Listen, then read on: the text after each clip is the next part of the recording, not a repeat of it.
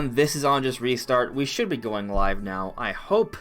This is a Nintendo podcast. We now do every Sunday nights at 9 p.m. Eastern Time. I almost said Monday. This is a new time because both Brandon and I had to change around our schedules. Yeah. I woke up this morning, I was like, oh yeah, I have the podcast. This totally ruins all my plans for today. Yeah, because you're going to play Pokemon, right? Yeah, I was. I was playing Pokemon all day. I was going to play Pokemon. I was going to get things done. It's also a lot easier on my end since I never work on Sundays. Yeah? Oh, yeah, cool. So. Be great, because it actually has been a while since you've been on. Yeah, or at least been a while since I've been on from the beginning of a podcast anyway. Yeah, because you at least you'll come a little bit in because of work. Yeah. But, yeah, today, guys, we're going to be talking about some updates on Pokemon sales. Just 3 days in, but 3 days in, apparently, Pokemon Sword and Shield has sold over 6 million copies worldwide. That's according to Nintendo. Then we'll be talking about... So we're going to talk more about Pokemon, right? We have more updated thoughts on that. Shifty, you could share your own thoughts, of course. I just saw your video on it. We'll talk about that in a little bit. And by the way, guys, the links to both these guys' channels are in the description below to see their videos, such as Shifty's thoughts on Pokemon, for example. So make sure to check that out. But after we talk about Pokemon, we'll be getting into the whole COPPA situation, the COPPA situation. I don't know how exactly I'm supposed to pronounce it, but I'm going to assume COPPA, right? It's been kind of hard to get some reliable information from this because the bulk of my information that I've been getting from this have been sensationalized videos, right? So I got something that's from YouTube that came out recently that will shed some very important light on the situation, and spoiler alert, it's comforting. And then we will be talking about the Game Awards, because there was some controversy. Some of our big Nintendo games made it, others didn't, and I'm just like, why? Because it doesn't make any sense. But we're going to talk about all of that and more today. So before we jump into things, I'm going to check in with the chat, and then, guys, maybe fill in everyone on your lives. But let's see what's going on over here. Computer Robots, I see we're here early. Hello there. Lazy James, what's up? Super Chris, Vooper, good evening. So, Shifty, I know it's been a while for you. I don't know if there's anything you want to share in particular, but by all means, the floor is yours. Nothing specifically other than I did a video yesterday talking about the my overall thoughts, I guess, on Pokemon. Since the last time I talked about it, it was during it was mostly just talking about the controversies that was constantly going on that everyone was kind of just either complaining about or defending or whatever people felt about it. And basically, I guess if I want to just talk about how I felt about the game, just give quick summary of how that went. I felt the game is the best of the 3D era of Pokemon, but when I go beyond that, let's say like Gen 1 through 5, that's when I feel it's a little bit iffy. I felt like a lot of the features that they add are good ones, but are also kind of, I don't know how to put it other than like it's the equivalent of dipping their toe in the water kind of scenario where it's good ideas, but I felt like they could have done a lot more with them. And I hope that they build upon it in future iterations. So I 100% respect your opinion, and I don't even disagree, actually. So I actually kind of agree with you, but I guess my thing is that I've been defending this game for months, right? And it doesn't matter how good or bad the game is, because some people have just made up their mind up on it, right? So that's just kind of the situation. So I'm kind of tired of I'm not gonna try to convince people the game is good. Like that, I'm done with that. I'm now just in on the train. Hey, if you like the game, let's talk about it because I'm really excited about it, right? But I agree with you that this game, at least in my opinion, right, it's definitely probably the best one, at least in the last maybe decade. Okay, well, Generation 5 might be competitive with it, right? But you were talking, for example, in your video, you talked about how, like, in many fronts, mechanically at least, right, in terms of like the gameplay, the game is like better than Sun and Moon and X and Y, and I think a lot of people will agree with that. Like, there are some people making the suggestion that this game is shorter than Let's Go. That's just not true. That's not even close to. I know there's some speedrunners who sped through Sword and Shield, but this game has a lot of content. I would. It kind of depends what you're looking for. That's part of the problem, right? Like, because you can play Pokemon games differently. But I'm rambling.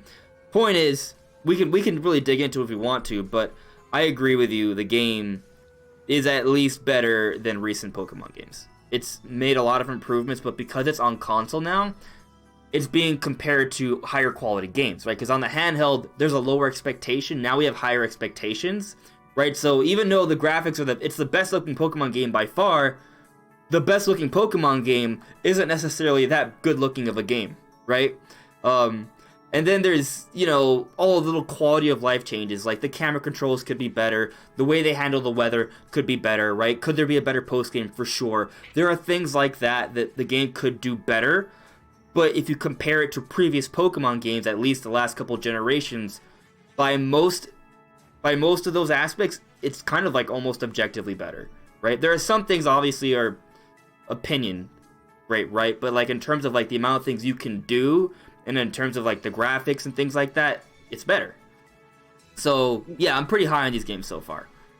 Yeah, I just feel that the only things that make me feel just outright negative, I guess, are just little things that don't bother me as much as I thought they would. Like, I didn't like Team Yellow to begin with, and I still don't really like them, but they're not...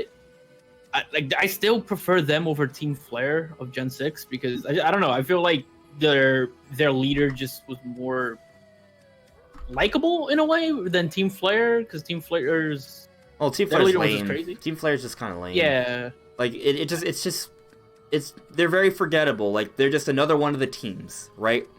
Yeah, I think so. Yeah. Yeah, and I kind of just feel like Team Yellow is just like boneless Team Skull. That's kind of what that feels like to me. I just didn't look at Team Yell as another one of the teams, so they don't have the same role, in my opinion, if that makes sense. So like, even though yes, they are the team for the game, they're not really, you fight them very sparingly, and when you do, it's almost not even antagonistic. They're more just, they're definitely comedic relief. Like, that's all they are, and then eventually they're on your side, which isn't necessarily too different from Team Skull, but it's even more lighthearted. They're even less antagonistic, and they play even less of a role to the overall story. They're basically just side characters. Like, I don't want to say they're filler, but I guess because to me they're not as big of a deal in this game compared to Team Skull, I don't even feel like calling it a criticism. It's just kind of more like, those are just some fun characters. Like, if you don't compare them to Team Skull, because they aren't as cool as Team Skull, that I agree with you on, right? But if you just look at them as like their own thing, they're like, okay, that's kind of a neat little thing, but that's it. Yeah, I never got to a point in the game where I just felt like, oh man, I really like this team, or I really am convinced that this was worth the direction to go for in terms of the team. Like, I don't know, I never really was sold on them. The most I could say was their leader, only because of like, he has like this pride with not wanting to use Dynamax, and I like that character to him, but that's it. Like, the rest of the team is like, there isn't really much to go off of. Yeah. And again, like, certain features, I just want them to. It would have been great if they, off the bat went above and beyond for it, but it feels like in terms of the wild area, like I made a whole point about it in my video, where it's like, I love the wild area as a concept, and I like a lot of what they do with it, but there's only like 2 things you do there. And then that's mostly it. And I get it, like, if you like the shiny hunt, technically you can spend a lot of time in like, catching and whatnot. But for myself, who's someone who plays more casually, there isn't much for me to do other than raids. Right. And I think that's don't feel the need to go back. I think you're kind of hitting it on the head with the issue, because I guess the thing is that Pokemon Sword and Shield, depending on what kind of fan you are, it can greatly impact how much you're going to enjoy the game. Right? So for me, as a competitive player, right, as a longtime fan of the series overall, as a Nintendo gamer, like, from all different like facets, I'm like super into this game, right? So for me, Pokemon Sword and Shield, I can tell you right now, this is my game of the year, right? My personal game of the year. Am I saying it's the objectively best game of the year? No, it's not, right? But for me personally, it appeals to everything I want, right? Because I just finished the game, like, story-wise, and I don't just mean the main campaign, I mean the post-game, right? And I even got into the Battle Tower, which has some extra little cool stuff there as well. So, like, I know you're not into the Battle Tower, but I recommend at least doing a little bit of it. Like, getting through the first 6 or 7 battles, because you might find something there that you might kind of like, right? But I still understand your point, though, that that's not necessarily your cup of tea, right? And that's fine. You're playing the games because you're just kind of into it for that main campaign. But Pokemon has that whole multiplayer aspect as well. And that's really huge for me because honestly, this game has thousands upon thousands of hours of potential gameplay for me because now that I'm past the main story, I just have all of these different ways to go about exploring and building my teams. And that's what's really cool about the wild area because you said there's just a couple things, but for me, there's a whole bunch of things to do, right? Because the raid battles are one element. Searching the areas for brilliant Pokemon, which is a new mechanic. Have you seen like some of those Pokemon with like the glowing yellow aura? Like finding those, hunting them down, getting the items, or just like mining dens to get more watts or to find other kinds of Pokemon. Like there's all these different elements involved and going through the weather, right? And then there are different people to like talk to throughout the map. They give you different things that do different things, like the daycare guy, the digger guys, right? And then there's the whole element of just there's a couple mini games as well that I think are a welcome thing. I would like them to kind of go more in that direction. It's almost kind of like Zelda in this sense, where they have a few mini games that you can do throughout the game. I want them for the next game to do that. So basically, my point is that there's just so much for me to do because it's all about building a team and going online and playing in tournaments and Battle Tower and things like that. Right? It's kind of like for Smash for you. For Smash has unlimited gameplay for you, right? Same thing for me for Pokemon. Basically, they just made it they made all of the elements for building a team. They made it even more fun and offered more variety. And now I'm just looking at basically infinite gameplay for doing battles in different ways for Pokemon. But if you're not into the multiplayer battling, it's basically maybe like a 40 to 50 hour game for you.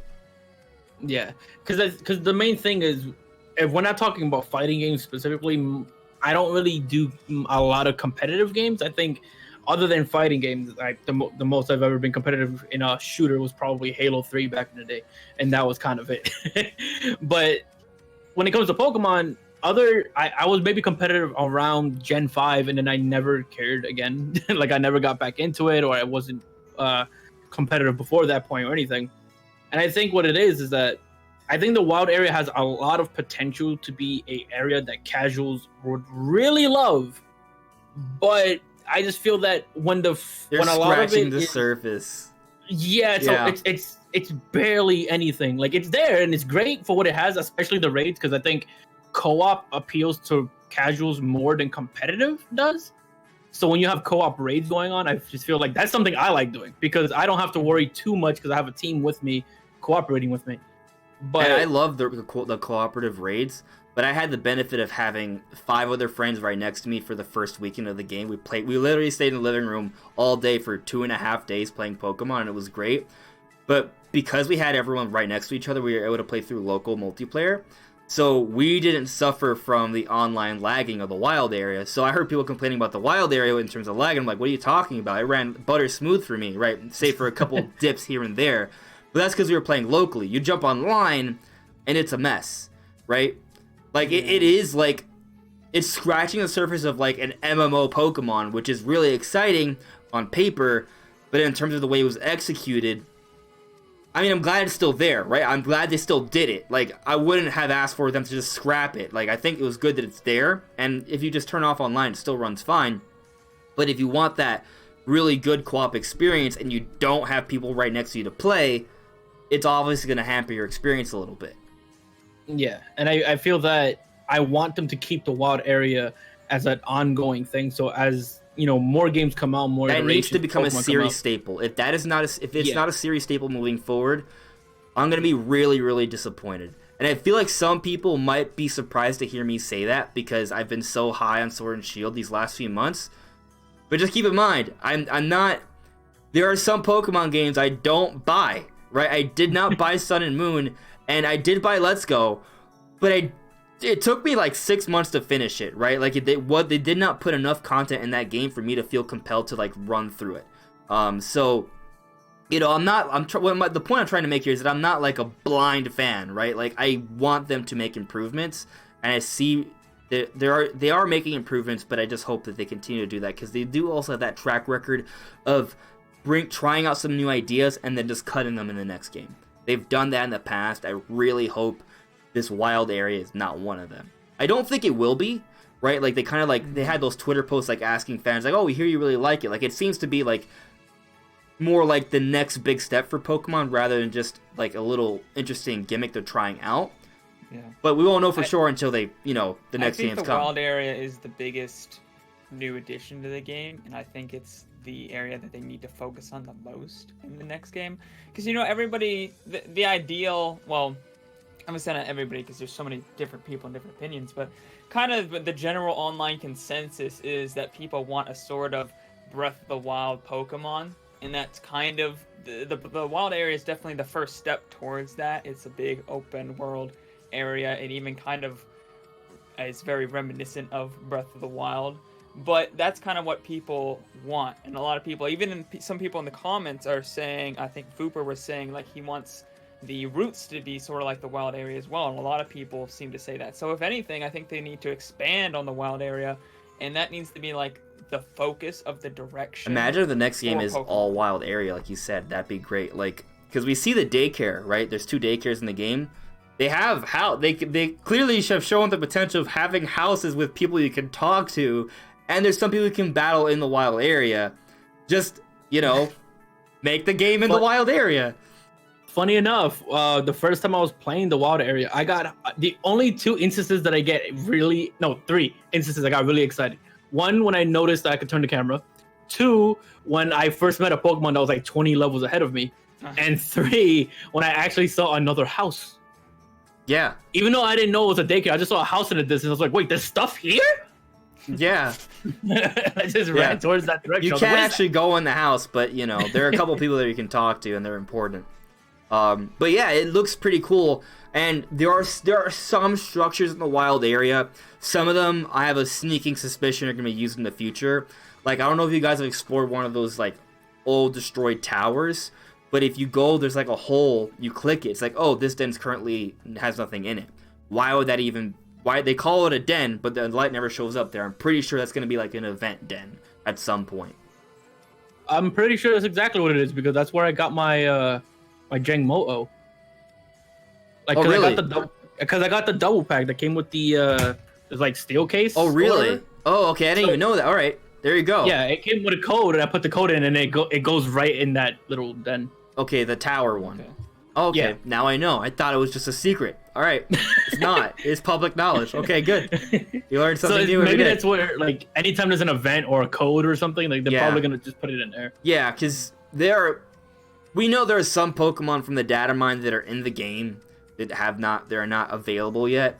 I could see some of them probably popping up there then at some point. Which is cool, because that's a better way to handle events for Pokemon. Like, oh, guys, guess what? There's this new raid area happening this weekend, right? Like, it could be kind of like a Splatoon thing, where like every couple of weeks there's another Pokemon to go and pick up. That'd be cool. That's a little thing that they could do that I kind of hope they have this time around. How nice would it? Go on. I was just gonna say, like, they could take a page out of an actual MMOs and have raids that are, like, really specifically, like, they're just really strong, and you need to have, like, a very good team composition and communication in order to defeat it. And then your reward is a rare Pokemon. A 6-star raid. Imagine a 6-star raid. I would flip my shit. And I'm not gonna worry about cursing anymore because COPPA. So, you know. All right. There's a clear distinction now. Well, maybe not drop the F-bomb. I think that's the one we should sort of, like, you know. Yeah. But, like, now there's a clear distinction between, like, 13. Like, this is officially a 13 and up channel now. We are PG-13, guys. So, you know, yeah. Okay, because back on my channel, I say whatever I want. So, Yeah. so I'm not sure. Yeah.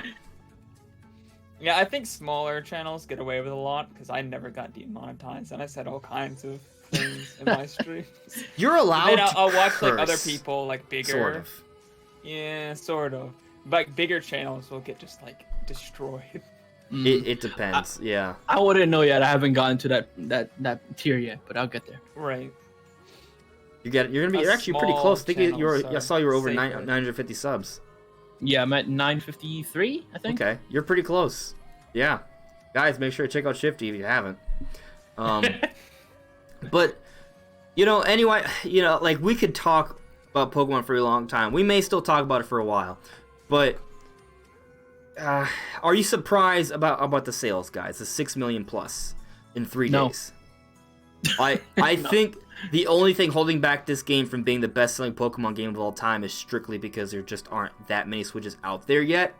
And maybe by the end of the holiday season, it may break past. Like, I think Sun and Moon is technically still the fastest-selling Pokemon game, but that was behind the Pokemon Go craze. With the 3DS, they already had a lot more units out there and available because it was the second generation on the system, not the first one. Keep that in mind, right? So, it had everything in place to sell as great as it possibly can. Sword and Shield, on the other hand, doesn't have Pokemon Go really backing it. It doesn't have as many units out there with the Switch, and it has this whole controversy kind of plagging it a little bit as well. Like, I think some people It's also more expensive. So it is also more be a expensive. factor. That could be a factor. That is true. I've just seen some people make the argument that because it's the Pokemon branding, that the whole controversy hasn't had any effect on it. I think it's kind of... I'm not sure how I feel about that. Like, I think definitely because it's Pokemon, it's going to sell well. But I think also because of the things that have been talked about for the game, the way it's been shown off just to the casual audience, a lot of fans who aren't really maybe too up in arms about the issues in with National Dex and stuff are seeing the game like, oh, this is a real 3D home console Pokemon game. I'm gonna get it, right? Yeah. But what do you guys think? Do you guys think the controversy has held back the sales a little bit, or no? I honestly think only a few of the people who actually complained didn't buy the game. Honestly, if you look at it from, a non I want to hate Pokemon perspective, the game makes a lot of really, really good improvements. And definitely for casual fans like myself, there was a lot of improvements that I thought made it the most interesting Pokemon for me personally. And so, yeah, I think, I unless you're like really, really salty, I don't think most of the people complaining didn't buy the game. Now, next generation, if all we get is like the same stuff, but new story and a new location, like, I'm not buying it. Like, straight up, I will not buy that. And I think a lot of people won't buy it. But I think this generation, they made a lot of improvements. And, I think most of the haters did probably just bought the game.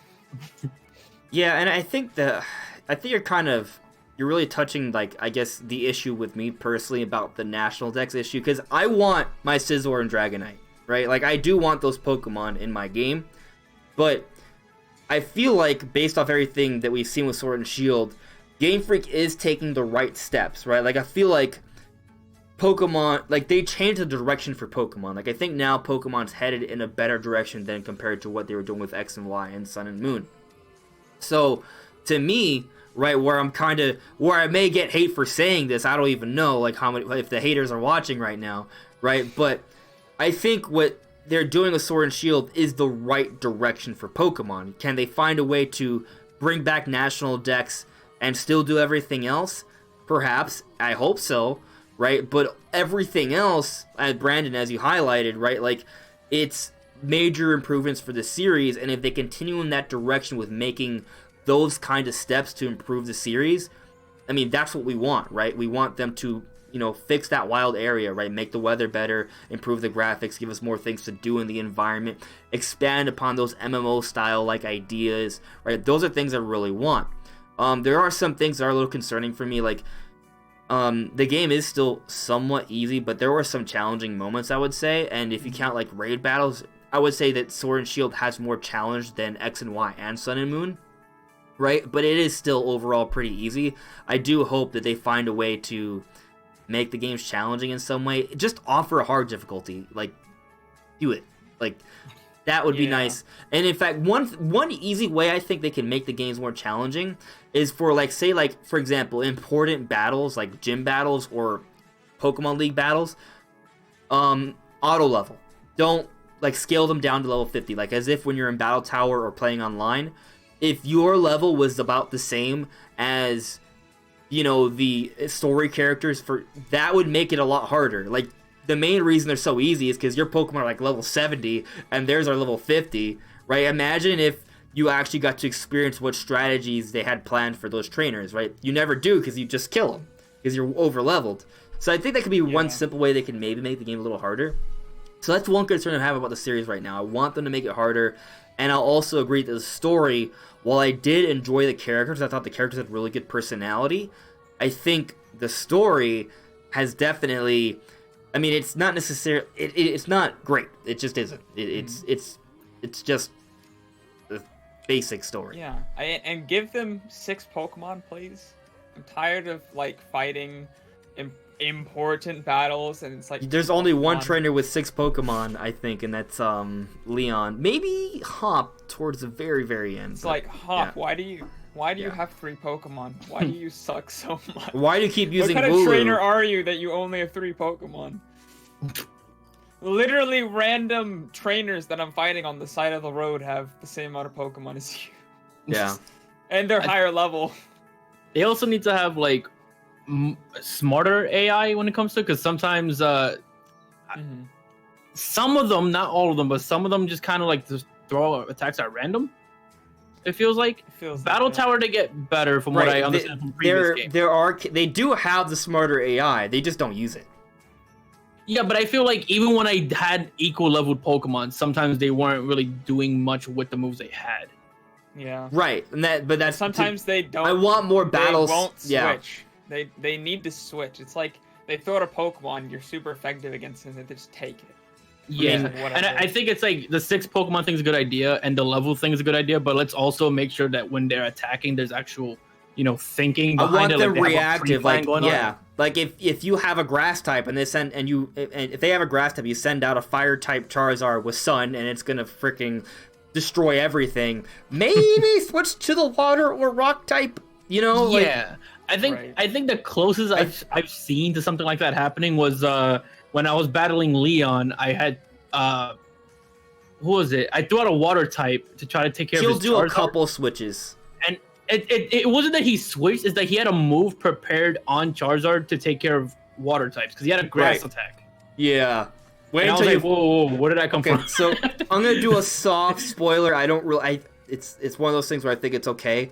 You fight Leon in the Battle Tower, and he's much tougher. That's expected. Yeah. I would hope so. Yeah. Yeah, so... That was just the closest thing to that. Like, a Pokemon that has a move that clearly is meant to take advantage of the weakness of him. And I think that's something that where it would take some work for them to maybe program more consistent AI that got like that throughout the course of a game. But it would make the game better for people who are looking for a challenge like us, like more, I guess, actual veteran gamers as opposed to children, right? So what they can do is they could have 2 modes. They could have the mode where it plays just the way it has been, right? Where that's just normal mode. But if they could say at the beginning of the game, oh, are you an experienced Pokemon player, something like that. You say yes. That puts the game into the harder level where, there's some auto scaling, right? You have smarter AI, things like that, where it's hard. And having more Pokemon, that would be nice too. Like, they can make the games harder, but they haven't. There was one time they had a harder difficulty, and that was Generation 5 for Black and White 2, but you had to unlock it, which I never, like... No, it makes zero sense to me. Like, yeah, I don't like games where the hard difficulties are locked. Like, I can understand sometimes if they already have, like, hard, easy, medium, kind of, maybe they have, like, an ultra difficulty that unlocked. I can kind of understand that, but when it's only the one difficulty... It's like, why do I have to unlock this? I don't want to play your game through all again just so it's actually, like, fun. Difficulty-wise. Yeah. So, I think that's one thing, like, for me, right, because, my end game is building teams, going to tournaments, doing the Battle Tower, playing online, I can overlook the easiness of the main campaign because that's really just, like, a means to an end, I guess, right? Mm-hmm. So, I'm going to get my challenge because I'm going to play real people, right? And it's going to be chess matches. That's how I like to compare Pokemon. Like, it is a lot of people. If you've ever heard other Pokemon players talk about it, it is kind of like chess, but with cute little creatures and awesome little attacks. Right. And that there's challenge in that, obviously, but the main game doesn't have it. And if you're more of a casual player like you, Shifty, or you, Brandon, you're not going to get that challenge with the main game.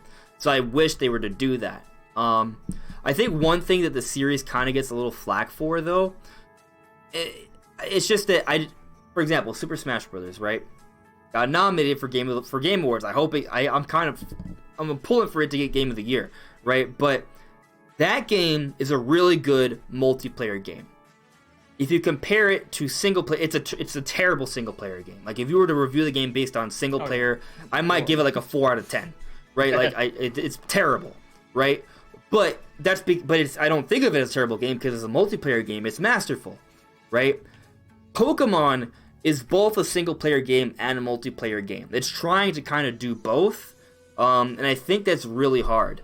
So I think that's maybe something that holds back the series a little bit, on top of the fact that they're trying to appeal to everyone, right?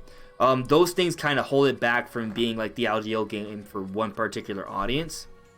I think they can pull it off, right? But, not easy.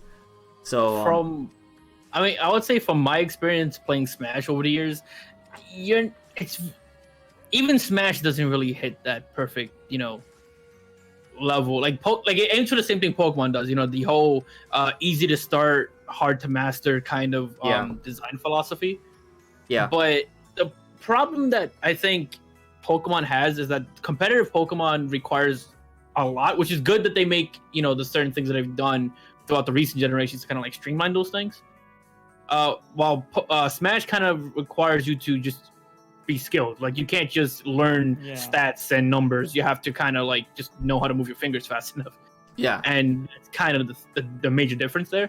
But even Smash to this day still has people in the FGC, which is like the fighting game community, if you're unaware, that will still to this day die. Like they'll take it to their grave and say that Smash is not a fighting game. I've heard people make that argument.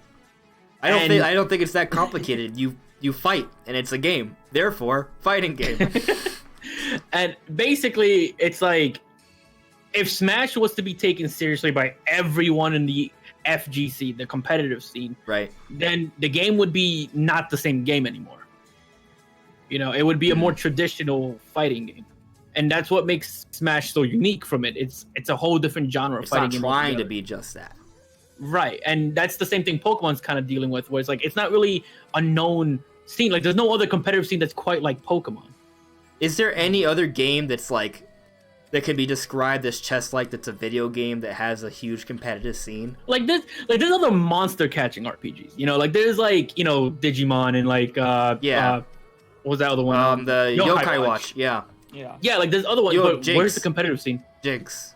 Oh, but Jinx is not in the game. I guess I can't do it. So it's like they're both kind of in their own way suffering from this sort of, how do we balance the two communities that we're aiming for? Yeah. Smash tries to balance it by adding a single player mode, but not everyone really liked it. And the competitive scene tries to make the single player mode more exciting by having literally the same thing the Pokemon community is doing. They both have Nuzlocke challenges. Yeah. So each community has their own way of trying to, kind of fix it, I guess. Yeah, in a way. But it's complicated to have easy to learn, hard to master, and do it with both sides perfectly happy. Like that, I don't think that's easy to do in the slightest. I mean, is it ever possible? Like, I feel like Super Smash Bros. Ultimate.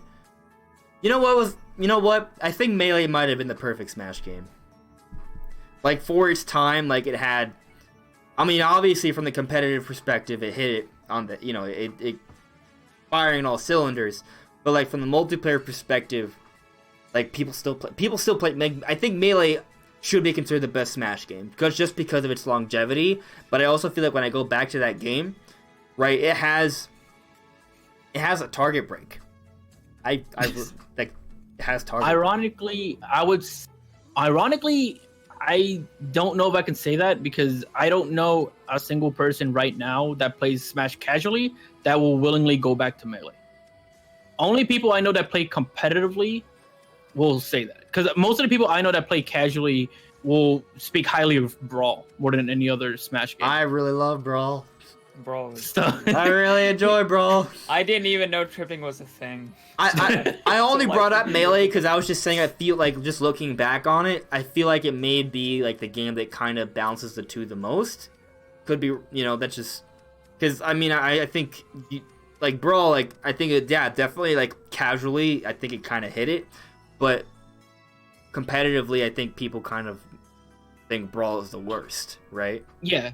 So that's like a common thing. Except maybe the original. I don't know. The original, I mean, even the original has a little bit more. Yeah. Because the thing is, like, the original doesn't have like air dodging and whatnot, so it's kind of like combo contests done commonly with that game. Correct me if I'm wrong, but I feel like if there was like, if you take all the competitive Smash players and they were to have a poll in terms of like the best competitive Smash game to the worst competitive Smash game would be Brawl. Then it would be maybe Smash 64, right? And then Smash for Wii U 3DS, then Ultimate, and then Melee. It's arguable. It's definitely arguable because like, you're gonna have people who there is people who will say like Melee's the best, like by far, right? Maybe Smash Ultimate could overtake it if you consider the masses as opposed to the vocal minority. Yeah, I think that's what it is because the thing is that personally, I feel in terms of like the balance between like casual play and like competitive play, I feel like Ultimate has the best balance. Primarily because Melee's balance, or at least like most of its love, comes from the competitive scene. The competitive scene is the thing that keeps the game alive now. Like there's nothing else really keeping that game going. And even then, it's the glitchiest and buggiest of all the Smash games, along with Brawl. I think Brawl is also like right there with it as being extremely buggy. Yeah. And correct me if I'm wrong, but isn't Melee, like, the characters aren't very balanced? Like, there's clear characters that are just insanely better than every other character, like Fox. Like, I feel like the newer Smash, like Smash Ultimate, you can use pretty much any character for the most part and be competitive. Whereas Melee wasn't like that. Melee had, Fox was like the well-known one, and then you had like Marth and Jigglypuff if you're talking Hungry Box, and like the occasional other person. But yeah, like it was a good game. Like I think I'm in the minority when I say like it's not my favorite, but I do have seen a lot of conversation post and pre Melee as like an argument kind of thing. So you have people who will swear up and down that Ultimate is their favorite, and then you have some people who kind of swear up and down that Melee is their favorite. But there should be a civil war. That's kind of what it is. Yeah. I mean, that's what's going on for Pokemon, kind of too. Like, it's just it's a blood. It's just disgusting. Like, Twitter last week was terrible. Twitter the week before was still terrible. Social media has been disgusting because of Pokemon lately. Ever since, like, I'm actually muting. I've never muted people in my life, but the last couple weeks I've muted just because, like, I'm kind of. It's not. It gets tiresome arguing about the same thing over and over and over every day. Dude, like, one of the biggest Twitter controversies for the competitive scene of Smash ever was these two guys arguing about Melee and Ultimate. Like, you have Melee, you have what was his name? Leffen with Melee and Salem. I think I heard about Ultimate. this. Yeah. And those two were just butting heads because one of them was like saying, "Oh, Melee guys do this and this and that," and Ultimate players only know how to do this and this and that. And it's like they were just butting heads over the difference of the games. It's like, who cares? We like both. Yeah. So I want to get him with the chat because it's been a little bit while since I've checked him with it. And then I'll get us back on track here. There's Salim. For COPPA, there's a petition that needs 1 million signatures to be safe for all YouTube channels to go there. Type up change.org. Well, I'm not sure that's necessary, and I'm not sure that will change things. But stay through while we're going to talk about it. I think you'll see. This is the law. Like, I mean, we have to petition to maybe change the law because the law is there. Like, but trust me, when I go over the situation with hard facts, it won't seem as bad as it has seemed, okay? Mm-hmm. Petitions just in general are kind of like iffy, as if they even... They don't always... Like, maybe sometimes... the best they can do is show that there's a group of people that want change, right? Like, it can bring attention to an issue, but it doesn't mean like if you get to those signatures, that doesn't mean it's gonna change, right? Like I think It literally doesn't like, mean they have to do anything. last week, for example, there was a petition to, like for 100,000 for if they got 100,000 petition votes, they would have. They were begging Trump to get Sword and Shield to not be sold in the United States. Like, God, I saw that. Even if they got it, it would not have happened. Trump Right. does not care about Pokemon. He's more worried about getting impeached right now, For real. which probably it was won't like- happen. That reminds me of when Hero got released in Smash and people you had a petition to Yeah. get him banned. Like, I heard he was banned in like a tournament. It was like for like a different reason. It wasn't because it had nothing to do with whether or not he was good or not. They just didn't like the whole luck roulette down Yeah. B move. yeah. I like heroes, so I hope Yeah, he's It was great. He was yeah. really fun to play. Hashtag don't ban Hero. yeah. I'm all for that. Hashtag don't ban hero. Ultra Instinct Super Saiyan 4. Hello there. Hoover saying I would have liked more of a conflict through the game. I'm pretty sure she's referring to Sword and Shield. I think like I agree with you. Like I think I liked what happened with the story, but I wanted more of it. Like the Rose thing was super obvious. I wish like it was so obvious. I was hoping it wasn't that, right? Like I was hoping they were gonna plot twist. Like there weren't too many plot twists, like things that you didn't see coming. I wish there was a few more twists and turns. There was Go on. I was gonna say there was also a lot of moments in the story where it looked like it was gonna go do something, and then instead Leon and Sonya's like, We'll hang take on, care let the adults take care of it, and then they'll go do something cool while you're off doing the gym thing. Yeah, also I wish they did do something that I really wanted. So I don't want to spoil it for anyone, but there's a moment with a legendary Pokemon and someone important where you think something bad happens to them, right? And I guess it kind of did because afterwards there was hospitalization for a few days, but I really wanted like I know I can't expect death, but I guess I would have wanted to see a scene where they were clearly injured, right? And their life was legitimately threatened, if that makes sense. Like, you know, just that little bit, just to add a little bit more to the stakes. So while like I feel like there should have been more conflict, I also kind of appreciate that they sort of just let me ran through the gym leader adventure. Like that was, I kind of appreciated that. Like it was quick and it was almost like the story was all. I definitely think there's a better way to handle it, but I also appreciated that it was fast paced at the same time, if that makes sense. I just feel that because of the way they did it, a lot of the story happened when you weren't there. Yeah. So Oh god, So- it's like the Breath of the Wild issue. yeah, Kind of. like, No, yeah, it is. It's similar. Like- not, like a lot it's of not it- flashbacks. It's just you're not there. yeah, like Yeah. a lot of it happened when you weren't there. Except with Breath of the Wild, it made sense because it took place after everything. But you were standing right next to the guy who was gonna go take care of it. You could have just walked with him and just find out what happened. But they made it so that we couldn't do that. Yeah.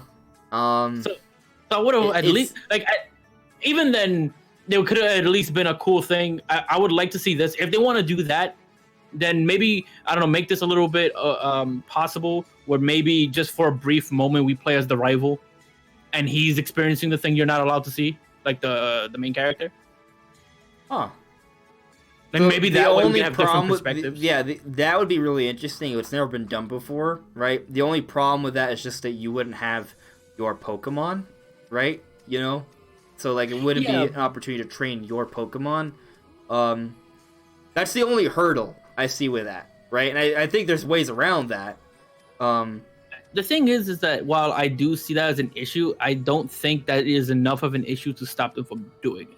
I agree. Because we've seen other games you just do gotta- the same thing. You just gotta think of how they go about doing that. Like, for example, one element could be maybe you get injured, this person takes your belt, right? Your trainer belt, and it's just like a short period. Like, it wouldn't be like an extended thing. Like, it could just be like a 20-30 minute excursion, right? And you still get to use your Pokemon. Like, that could be an element.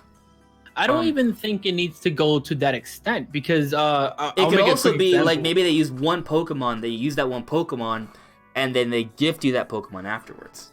So then you're still training your own Pokemon, right? But it becomes your Pokemon later. That's one way they could do it. I mean, they could do that, but I think personally that it's kind of overthinking it in a way, I think. Because there are other JRPGs that have handled, a character that's not in your party, you're suddenly playing as them, and then they, they're not really all that involved later, or maybe they are, but they're part of the story or whatever. I just think, while there is a big, I guess you could say it's a hurdle, but I don't really think, especially in the same series that we used to have rental Pokemon in certain battle islands and whatnot. So I think I see what you're saying, and I think they could do it. Literally, it could just even be not even any Pokemon you'll ever get. It's just Pokemon that they play with. The only issue I see with it is just that the trainer, you're not building yourself up in any way during that excursion. So the way they can fix that or remedy that is just offer some sort of reward, to make that time worthwhile, which is what they do for any sort of side story mission anyway. Usually a character will give you an important item. Right, so that could be pretty much it. They just give you some sort of item or a bunch of items for that investment you had that doesn't actually help out your team. Yeah, they could do that. Yeah, just have it so that by the end of it, for some reason, when they have their, I guess, meeting or whatever you want to call it, they'll just go like, "Oh, hey, it's good to see you here," and then just give you an item. Like they give you items for doing nothing, anyways. So they can just give you an item for that. I could see that. Yeah, no, for sure. So, I mean, we can go on about the different things that Pokemon can improve upon, because I'm really enjoying the games, but what's even more exciting, kind of like with Breath of the Wild, right? Though I'm not saying games Breath of the Wild Pokemon, that's not what I'm saying, but the point is that with Breath of the Wild, it was such a huge jump for the series, but even when we had that jump, we're like, hey, there's still so many more things they could do with this. With Pokemon, it is a pretty big jump for this series. There are things that people still want, like National Dex, for example. But there's also a lot of things they can expand upon with what they did, like the wild area. One little thing that I would hope they sort of improve is, in the wild area, I love the weather, but sometimes it's kind of annoying because I can't see where I'm going, right? I want to know where I'm going, either offer a compass or a mini-map that you can toggle on and off. Having to go to the menu just to take the town map, which doesn't even have a compass, so I'm not sure which direction I'm even facing to begin with. That's kind of a little issue because you can't see when you go back to the overworld. You don't know where you're headed. You don't know where the castle is, right? So you know what they had this same issue a little mini map. Destiny the other day. I was like, why is there no mini map? What I was actually, I didn't even think about it, but what if they just brought back certain past games items? Like if you remember the desert in, was it Gen 3 in Hoenn? Oh, there was you had the little goggles that let you get through there and you could see or whatever. What if they had that, so that way in the middle of a sandstorm you just put it on and now you can see through it just fine? So my issue with that, well, I guess it depends on how it's done. Are the desert areas something that are sort of pushing away from an area they don't want you to necessarily explore yet, or is it something you're intended to go through normally? It kind of depends. You understand what I'm trying to say? If it's I'm thinking in the sense how it is now, it just helps with visibility. I'm almost like a modernized version of the item that we had used before. I like the idea of bringing back the item. My issue is just that you can go through the desert for, it would have to be an early game item or something, because otherwise, there are too many interactions with the desert or fog where you can't see, so you're disoriented as to where you're supposed to go. Right, unless that's some sort of part of the design that leads to something else or holds you back from something else, I think they should find either A, give that item really early on, or B, just design the weather in a way where you can still see, or C, have a little HUD mini-map with a compass that you can toggle on or off. Yeah, I feel like if they just give you an item straight away that lets you be able to see, what was the point of making it to where you couldn't see in the first place? Well, that's kind of what they did with the high-tech earbuds. You had to get that. I honestly don't understand why they did that. I really don't. Now that you mention it, though, now suddenly the goggle idea sounds more like what Game Freak would do. Yeah, it does. You have the Game Freak mindset. I don't think it's a very great mindset, though, to be honest. Kind of seems like a waste of time. I mean, that's what they want. They want to get you so into it, right, that you have to get yourself some high-tech earbuds, so that explains the character being able to control his hearing. Right. I mean, maybe that's their perspective, right? Like, they just think it's kind of, it makes sense if you're like that immersed into the game. So maybe that's how they'll take care of that issue with not being able to see in the weather. It's either that, or you'll just get a physical compass that just makes it like on the map. You know, right, like and give them a mini map or something. That's what I think they should do. That's what every other game has.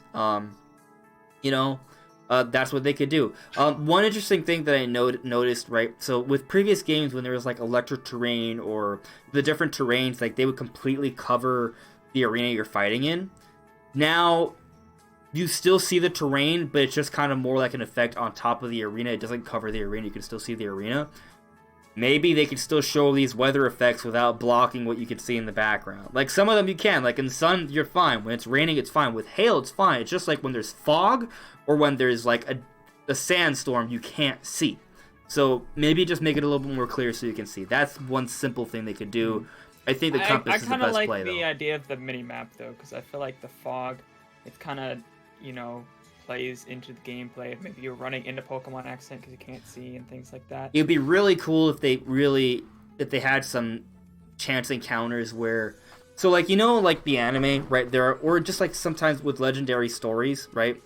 You run into a Pokemon accidentally and you're like, oh my god, what if they simulated that within the normal gameplay? Like, you run into a really, really rare Pokemon that's hidden in the mist. Like, maybe like, so let's say there was more than, I don't want to spoil how many legendaries there are in the game, but spoiler, there aren't very many, right? Like, what if they had some legendaries, like, for example, Suicune, and you're in the fog, and all of a sudden the music changes. Maybe the music just stops. There's no music, but you're in fog. Like, what's going on? And it's not like an event planned in the story of the game. It's just something that you can run into at any point in the game, depending on where you are. That would be one really interesting little thing they could do with some of the legendary encounters, or I guess mythical encounters for some Pokemon. Yeah, that'd be a good way of using the roaming type of legendaries. Yeah. You could just, like, oh, they're somewhere in the wild area, and they're just walking around somewhere. And yeah, you're just walking around, all of a sudden it gets really quiet, and like, what's going on? Like, they build the atmosphere. Like, that would be really cool. I'd like to see that. Another thing I think they kind of need to do, I don't know if they will, voice acting. Because the cutscenes are really cool, especially the gym leader fights. Like, I think they look amazing. But if they had voice acting, they'd be even better. Like, it looks like... honestly, this is kind of the game where I think the entire game needs, at least for, like, main character, like, encounters with Team Yell need to be voice acted. Maybe not, like, every... Just the cutscenes. Side trainer, but, when you run into, like, major characters... I think we've gotten to the point now where voice acting is kind of important. Because I just feel that so many of the cutscenes lose impact because you don't hear anything. You just hear like some of them don't even have music. Like they're just kind of very silent and awkward.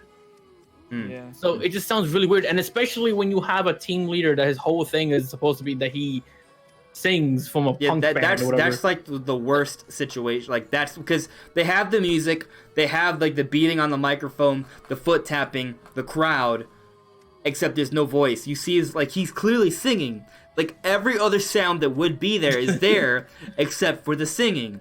So that's like that I think they need to do it. Like, yeah. And again, like another situation that would be great for it is when you have like certain people talking from the middle of the stadium, and they're clearly supposed to be like, just kind of going all over the stadium, and everyone can hear them and they're cheering or whatever. But to us, he's mute. Yeah, and I mean, on the note of the cheering, right? Like, that adds to the game. Like, oh my god, when you are in the gym battles, right, or the Pokemon League, and you get to the Dynamax portion, and you're like, oh, like, that is so.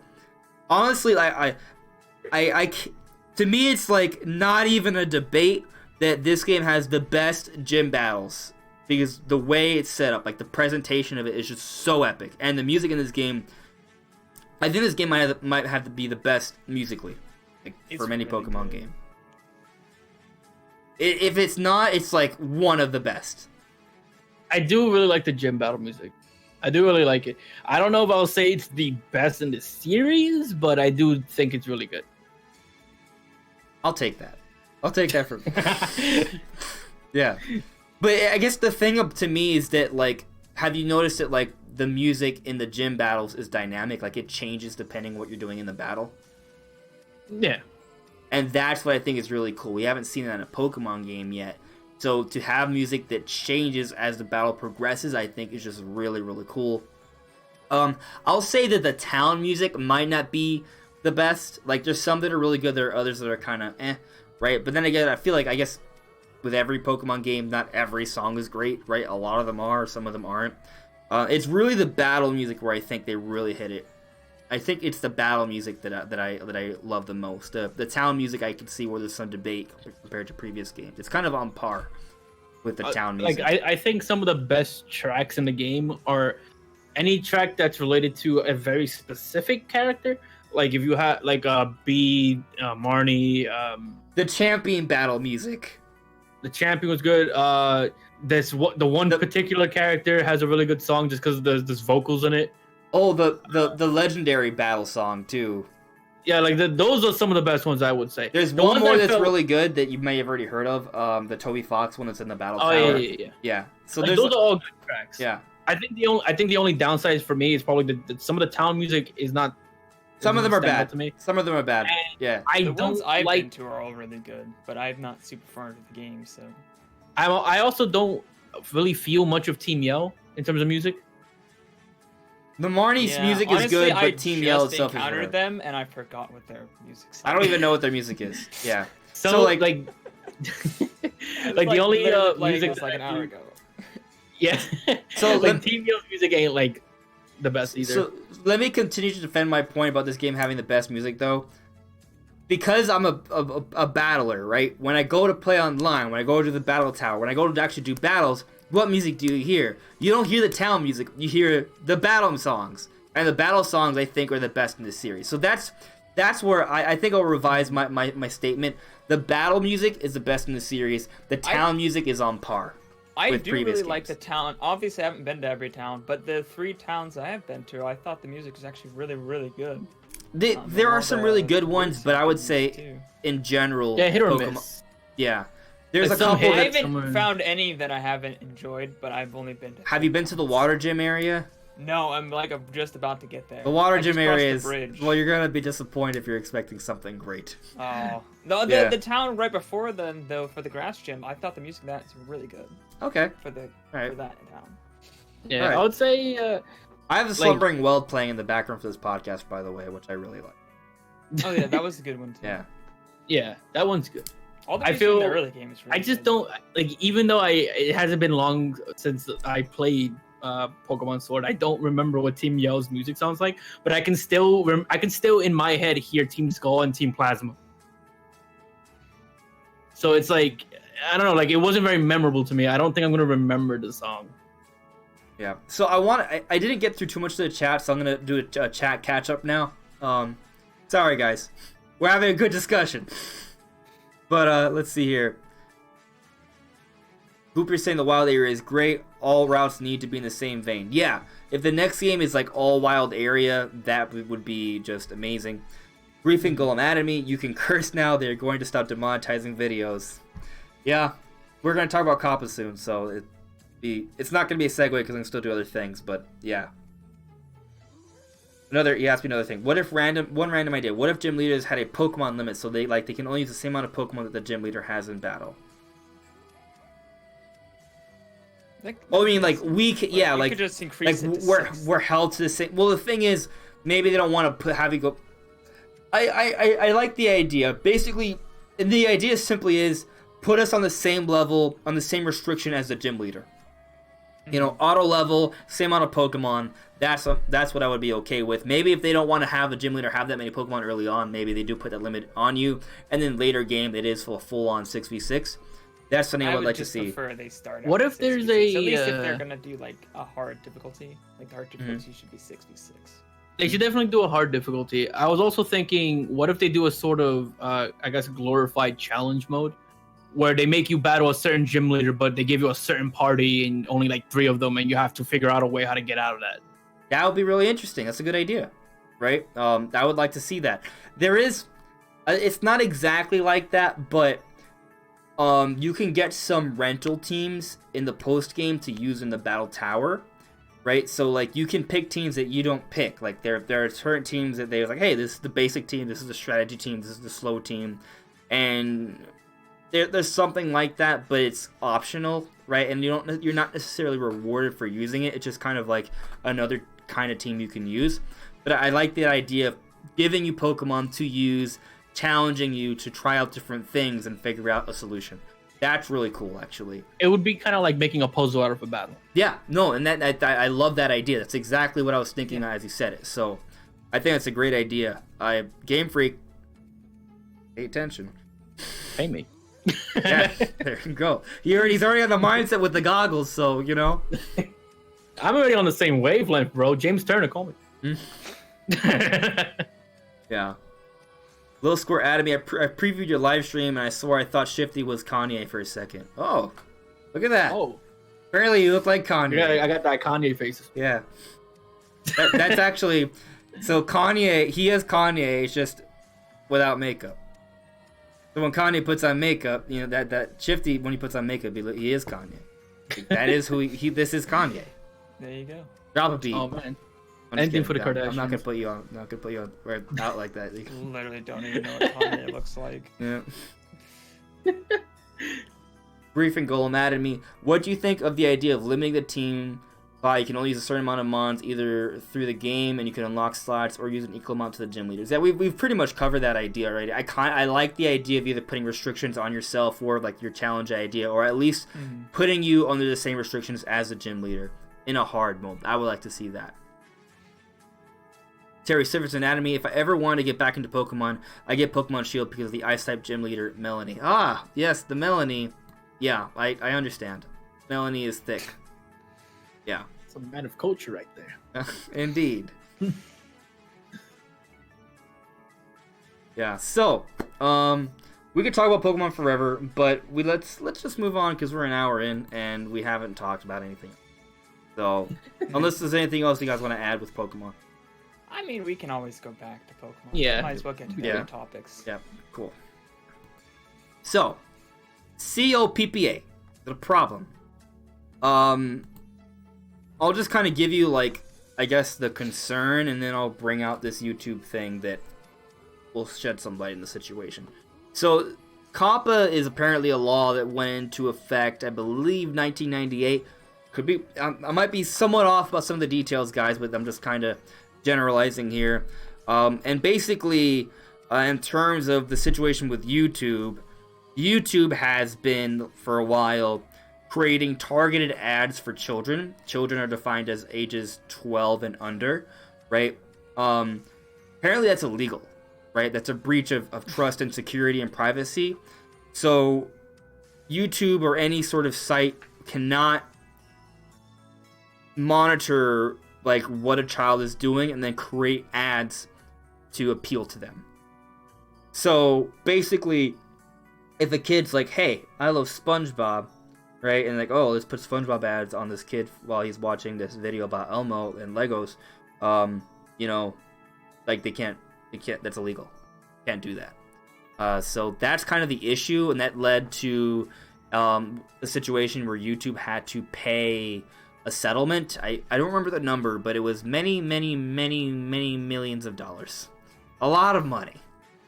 Maybe 170 million. I don't. That might be wrong with that number. It's a lot of money they had to pay for the settlement, and now YouTube is trying they have to comply with COPPA, so they're making some changes. If you're a YouTuber and you've uploaded a video recently, you may or may have not noticed that you have to now specify where your video falls under in terms of appealing to a particular audience. It's a little confusing. It is for me. Maybe it's because I'm dumb, but it's a little confusing. But basically, you know, if you're not specifically making videos that are for kids, you know, you have to say that, and you can get in trouble either way. Like if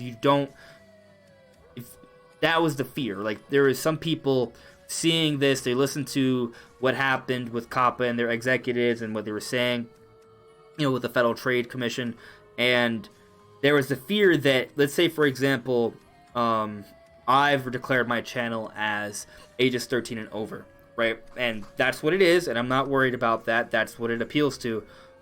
And if I look at my demographics, that's what it is, right? Younger kids don't really watch my channel. But the fear that some YouTubers have been sort of sensationalizing is that, let's say someone, from the COPPA people, right? They review my channel. They see it's about Mario and Pokemon. And they're like, oh, Mario and Pokemon. My kid likes those. This is for kids. And they see that that's what they think. Like, as I make a video about Mario and Pokemon, they assume that I'm making something for kids, but I'm not classifying as for kids. Supposedly, what people are saying is that I could get sued for that up to $42,000. That's what has been the fear. The thing is, I don't think that's actually the case, right? And I'm not giving any legal advice. I can't do that. This is not legal advice. But I'm not gonna qualified for that. No, I am not at all, right? None of us are qualified. No. So it is a little bit of a complicated situation, but I'm gonna pull this up here. This is from YouTube. This is from YouTube, right? I'm gonna read this out. Is it visible on the thingy? Is it all visible or partially visible? It's visible. It's visible. It's visible. I think so. My tiny little monitor, I can't really read it, but Yeah. Okay. Well, yeah, it's visible. So I'll just read it out so it doesn't matter. We've seen a lot of questions around what exactly is made for kids, quote unquote, content, and if your content is directed to children. Today, the FTC released more information to help YouTube creators decide if their content is made for kids or not. Here are some important pieces we wanted to highlight. What if your children watch your video, but it's not meant to target kids? According to the FTC, your content isn't considered directed to children just because some children may see it. Is animated content considered made for kids? According to the FTC, just because your video has some bright colors or animated characters doesn't mean you are automatically covered by COPPA or made for kids. While many animated shows are directed to kids, the FTC recognizes there can be animated programming that appeals to everyone. Here are some tips from the FTC. It might help to consider how others view your content and content similar to yours. Has your channel been reviewed on sites that evaluate content for kids? Is your channel or channels like yours mentioned in blogs for parents or young children or in media articles about child-directed content? Have you surveyed your users, or is there other empirical evidence about the age of your audience? So, this is the actual link right here, ftc.gov. I could put I should put a link to the. I'll link this in the description for people. But that is what they put out, and that sort of sheds some light in the situation because I want to make sure I get this on there. But basically, it kind of made it more specific to the point where people were afraid that if there was some kids who might watch it, that they would get in trouble for it, right? From what that's saying to me, right, it's saying that, hey, if your video is not specifically for children, or if there's not a lot of kids who watch your video, then that's it. That's not what your video is for. It's fine. That's pretty much it. Like, it showed that they're not going to misconstrue things, where, if it's Mario, that's it, that's for kids. No, it's an everyone kind of thing. So just because a kid may or may not watch your video, that doesn't mean your video could be in trouble with COPPA. Yeah, I don't think there's too much to fear, honestly. I think it's things that are, specifically for kids. For example, some people are like, oh, what if I stream a game that's rated E? Then, no, that's not a problem. Or some people even are like, oh, but my channel is cursing. Well, obviously, COPPA's not going to be like, oh, you're targeting children, because if you're cursing in your stuff, you're obviously not targeting children. And I think even if you did get hit by some kind of a rogue AI or something like that, and it got your video, I'm pretty sure you could appeal it pretty easily. And I don't think it's gonna hold up in court. Obviously, if you're getting sued, you don't just never get an appeal. You can go to court and fight that. and no judge is gonna. I don't think any judge is gonna look at your stuff and you know, when it's obviously not targeting kids, unless it's like, you know, Elmo stuff or how to learn your ABCs. Like, they're probably not gonna think, oh, this is targeted at children. If you're, you know, playing a video game that's, you know, played by everybody, you know, all ages. And I think it's mostly the only reason you would ever have to even like worry about COPPA is if your stuff is specifically targeted towards children. And I think you can easily know if your stuff, like, I think it's just, you know, common sense whether your stuff is specifically targeted for children or not. Like, you should know that when you're making the video. Yeah. It's like, from what I'm hearing and from reading all this stuff, I'm less concerned about channels like ours, but that doesn't mean there isn't still like a dramatic change here, right? Like, you do have to start labeling what your content is. You have to be mindful of that, right? Mm-hmm. But that doesn't mean we're all gonna get sued. Like, as long as we follow the guidelines, we'll be fine, right? But there are the people who have been making videos for children, right? That's what their channels are for. And for those people, there is a dramatic change for them, because guess what? Their content, right? They're gonna have targeted ads, right? They no longer have targeted ads. Targeted ads make more money. A lot of that money is now gone because they're not gonna have targeted ads for the content they make, because they make their content for children. Yeah, I do think that is a very big issue. I don't quite understand why targeted ads are illegal for underage children. Yeah, I don't agree with that. Or like, you know, because under the age of I 12. feel like, if anything, it makes more sense to have targeted ads than not targeted ads. Cause yeah. So they're not seeing like R-rated movie ads and stuff. You know, right. They're seeing ads for their maybe age demographic. what they could do is still just offer, like, if they fall under the demographic of children, they don't watch their content and create targeted ads based off what they do, but they can at least share ads that are relevant to that demographic.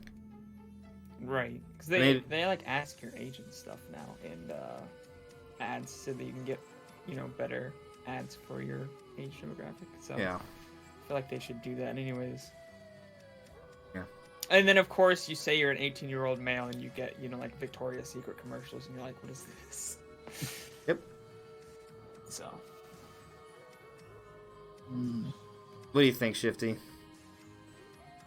It's kind of hard for me to say, because I'm not sure how to feel about whether or not there should be targeted ads or not, because I guess there's an argument there. But in terms of, I mean, it's the rule right channels, now, you know, so yeah, it is what it is. Because I could see the argument, because some people might feel that, oh, an adult should be, you know, it should be okay for adults to be targeted that way, because, you know, they're smart enough, they understand what they're looking at. And maybe some people feel that, you know, a kid seeing a targeted ad, they might not know that it could be manipulative. It could be seen as manipulative. That would be the argument. That makes sense. I mean, so I could see the. Like, I don't understand, because TV ads and stuff are all targeted towards children too, like specifically for what, you know, that channel and what they think people watching that kids. I think the difference is that, like, with cable television, it's not like the cable television is monitoring your activity, right? Targeted ads monitor your activity, like what you search on the internet, or sometimes what you even say, I've heard, right? Or seen evidence of. So, you know, it's a little different, because it's paying attention to what you do on the internet. And I think that's the part that they have a problem with. Yeah, I personally don't see why that's an issue. Yeah. I guess I could see how people might have an issue with it. I just don't see. I don't know. It doesn't make much sense to me. I am interested in, like, I'm sure I'll never actually get to know the numbers, but I am kind of interested to know the numbers for, like, some of the biggest, like, kids channels there are, because I think one of the biggest channels on YouTube is this toy channel, like Ryan's Toy Reviews or something. I've heard of it. Yeah, he's like, I think I don't know how high, but he's close to, like, one of the top 10, like, most subscribed channels. And I'm kind of curious, like, because whenever you go to I think it's Forbes, I'm not sure which website was it, but like every year they'll do like all the YouTubers that made the most money, like, and they'll have like a top 10, and he's that kid is always up there. I think he was even #1 on one of the years. So I'm kind of curious to know how much will him and his parents be affected by this. I highly doubt he's gonna be, you know, broke and in the street and whatnot. Not him, but what about the people who are not the most famous in their demographic? Yeah. That's why I kind of want to. I doubt I'll ever get the numbers, but I am curious to see how much of a significant drop will it really be for someone like that, and then kind of, you know, see those numbers and percentages and kind of compare it to the little guy. Mm-hmm. I've heard numbers thrown around that I don't have any way to actually back up, but I've seen people say that targeted ads are like 80% of channel revenue. I've heard the window is 60 to 90, right? Which it's like an insane amount, like most of your money. Damn. Yeah. Like, imagine only making 10% of what you make. Like, imagine that's a huge pay cut. But then again, when those ads are being replaced by normal ads, it kind of balances out a lot more because targeted ads are played more often than non-targeted ads anyways, so that makes sense why it's 60 to 90%. So when those ads are being replaced by normal ads, it might only be like 20% less, you know?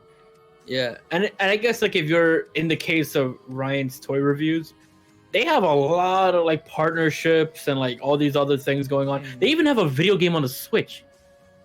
Really? Wow. It's so. If you look at the box art for that game, it looks like a YouTube thumbnail because the kid is just up front, like. Wow. I need to look this up now. Yeah, look it up. It's, what should I Google? Ryan's, I guess it's Ryan's toy review game. Ryan's toy review. Net worth was like one of the first Switch things that popped up. game. Oh my god! I did. Oh, I see it. Oh, it's on everything. It's not even just on Switch. Yeah, it is.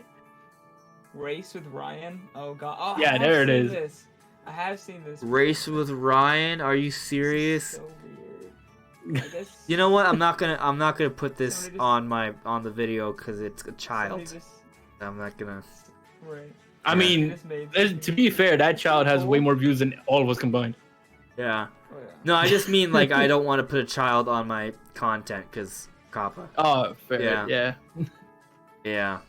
But yeah, like that's a thing. So a channel like that, I'm very confident will be just fine, considering you have deals like that going on. Right. Mm-hmm. But it does make you question about the guys in that gray area, you know, that make content like he does, but, you know, are not exactly, you know, millions of views per video. Mm-hmm. Yeah, because there's a lot of people who, even if you have it your full-time job, like losing, you know, 20-30% of your revenue, like, that could kill them.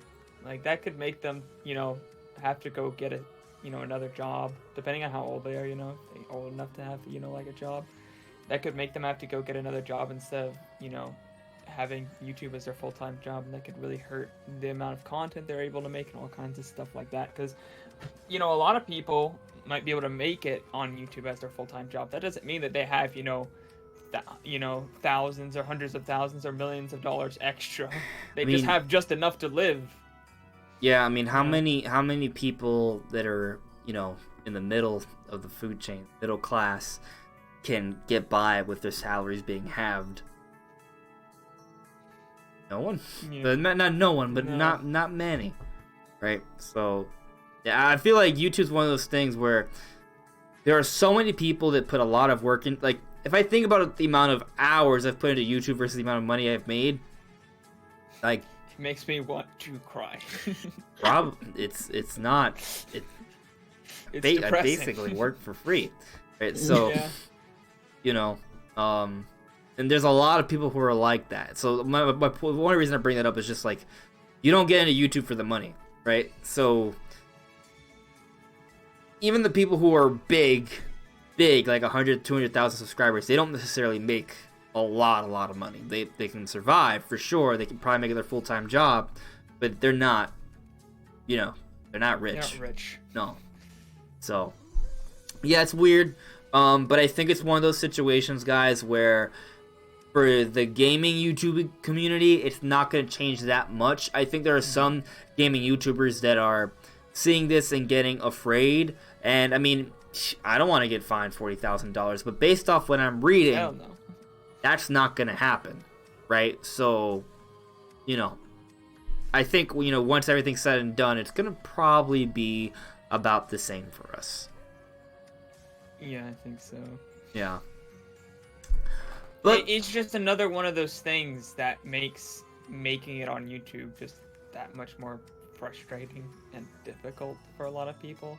I feel like, you know, 2016 YouTube and 2017 YouTube versus like 2019, 2020 YouTube is just such a different place as far as like if you can actually like make money and do what you want to do.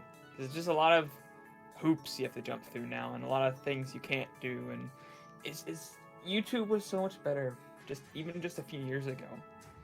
Not only for making money, but just making content in general without getting demonetized and stuff. yeah, it's changed quite a bit. But let's check in with the chat and then we'll move on. Sorry, Silverton Anatomy. I heard that the COPPA rules use an outdated law that uses old words that everyone uses, like cool, duh, and a few other words. I saw that. It is a law that was made, I believe, in 1998, but, you know, I don't think that's really going to impact the situation. There's just about 1 million words they look to for demonetization too, and they're like basic I mean, for words, like, some of them example, are I think Shrek is technically on the Yeah. list of words we're not allowed to say. Shrek. I'm fine. Okay, if I'm not fine, I'll let you guys know next week. Right, If but we disappear, you'll know why. yeah, So it's but You bust down this door. yeah, the SWAT FBI, come through my yeah. room right now. Susan Wojcicki herself. Oh arrives. God. Griefing Golem at me. There was actually funny about the racing with Ryan game, as someone had found textures for the face that shows the player with bloody tears and a stitched face. I've heard about that. Well, that's okay. This is just terrifying. Yeah, it's Terrifying. All right, yeah, so it's disturbing. let's talk about something even more disturbing, and that is the extreme bias at the Game Awards. Because apparently, the only game that can ever win anything is called Death Stranding. I'm kind of joking, kind of not joking. It's yeah. I kind of talked about it a bit on my Twitter because I was like, "What is going on here?" Yeah. So where do you yeah. stand on the issue, Shifty? In terms of the nominees or in terms of the controversy? Let's just jump into the controversy. Okay, all right. I talked about it briefly on Twitter. I know Brandon saw it, so because we Yeah. talked briefly about it. But Yeah. personally, I'm not really totally convinced there's anything going on. But in case anyone's not aware, Kojima, developer behind Death Stranding, left Konami, all that good stuff. He has a lot of nominations for his game, and normally I wouldn't have anything to question about that. I don't really care about the quality of the game because the quality of the game is not really what's in question here, at least unless you're someone who just really hates the game for some reason. I mean, I don't think it's a bad game, but if you go by Metacritic scores, there are other games that should definitely be above it. Yeah. There's that argument that can be made too. But basically, the reason why there's a controversy at all, and I had said this before I even saw any controversy on my Twitter, where I said I'm pretty sure this is gonna cause some kind of discourse, where the host is Jeff Keighley, and he is very good friends with Hideo Kojima. Him and Hideo Kojima has advertised for the game for the last 2 years. Jeff Keighley has a role in Death Stranding. He's in the game. Just recently, he was in New York. A friend of mine got to meet both of them when they were promoting the game. And not only that, but Hideo Kojima is the only developer that's on the advisory board for the Game Awards. So a lot of people feel that because of all those things put together, and add in the fact that what Andre said, that Death Stranding is nominated despite having lower review scores than a lot of other games out there, a lot of people feel like there's some kind of foul play behind the scenes. Mhm. Now, obviously, there's no evidence of this being the case, but it's just a feeling a lot of people seem to have, considering the relationship between the two. there's a conflict of interest. Now, again, because there's no evidence, I can't say for sure whether or not I feel like there is. And I'm with you there. If there's no evidence, you shouldn't. Yeah. Like, correlation is not necessarily causation. Yeah, I'm with you on that. I don't think it's fair to assume when there's no proof. Is it concerning? Yeah, it's something to talk about. We're talking about it. It's the but Game you can't Awards. assume it's the truth. That there's. I don't think you should assume something's the truth if there's no proof. Forever. Yeah, it's. I mean, The it's. Game Awards has always been kind of, in my opinion, it's been more about what's popular than what's the best. That's just kind of my take on it. A lot of what wins and what gets nominated is just the most popular thing. I just think that. I do think it's understandable why some people feel that way, though. I'll give them that. Okay, here's the thing. Okay, if it was about popularity, like if it was truly just about popularity, wouldn't Pokemon be on this? Right? Like if it was just about popularity, and if you want to go by Metacritic, well, and here's the crazy thing. Like I'm looking. Hold on. mainstream popularity, though. In the what they see as the hardcore audience. And that's the thing. It's a selective thing. It's almost just like a click. Because here's a. You look at Outer Worlds, Metacritic score 82. It was only reviewed by 24 critics. Look at Control 82. Right. I'm pretty sure. Last I checked, Death Stranding was at 84. I don't know if it held there. When was that? 83. It may have gone down. Right. So okay. Like, look. I'm just gonna put it up there for you. Look at this. Look at this, people. 82. Right? Like, that's Control. I don't even know what Control is, but 82. Okay, it seems like a solid game. Pretty good. I'm sure it is. It's got an 82. The Outer Worlds, 82. Okay. Now let's look at Fire Emblem Three Houses, which sold really well. Had a fair bit of publicity, right? It sold well. Like, it's not like it wasn't like a known game. It's a known game, right? What do you guys think the Metacritic score is at? Just off the top of your heads. 87. Okay, this is gonna blow your mind. Okay, look at this. Outer Worlds, 24 critics, right? Control, 63 critics. Okay. Fire Emblem Three Houses, an 89 on Metacritic. Over 100 critics reviewed the game. Come on, that's bullshit. That's bullshit. That is. You guys have to agree with me. That is bullshit. Okay, I will say this. I agree. Fire Emblem Three Houses should get a lot more respect than it did, but I do. It's not that I don't think these games aren't good. I'm not trying to say they don't deserve it, but to exclude Fire Emblem Three Houses when Fire Emblem Three Houses might have the second highest Metacritic score on this list, maybe third. I got to check. Let me double check Resident Evil 2 and Sekiro, because I know those are really good games. I think Sekiro might have higher. I could be wrong. I feel like I saw a 90 on one of the other Resident Evil 2 or Sekiro. I'm not sure. But the point I was going to make was that I do, to an extent, think what Brandon's saying has a point, but not specifically about popularity. I think it's more so that there's and this is what I always felt, whatever the critics think is what they feel is the most like substantial game is what they think should get in. And sometimes it's not even all the critics, sometimes it's just like a very specific clique of them. But I understand, and I it's not that I don't disagree with what you guys are saying. I'm just simply speaking to how ridiculous it is when you go by the numbers, because as I just showed you, Fire Emblem Three Houses had way more critics review the game. And its review scores, 89 to 82 on Metacritic, is a dramatic difference, right? I mean, it's an RPG. It can't win. Not at the Game Awards. It's an RPG. Same reason Pokemon never makes it. Okay, right. So Resident Evil 2 had 84 critics review it, 91, right? Okay, so that's probably the one I was thinking of. And that's great. It's great. I agree. I think it deserves to be there. I do. But let's look at another one. Let's Sekiro, which I've really been wanting to play. I never got a chance to play it. I have played it. It's hard as hell. Yeah, and that's my kind of game. That's my kind of game. That's not my kind of game. What do you guys think? What do you guys think it's at? What do you guys think it's at?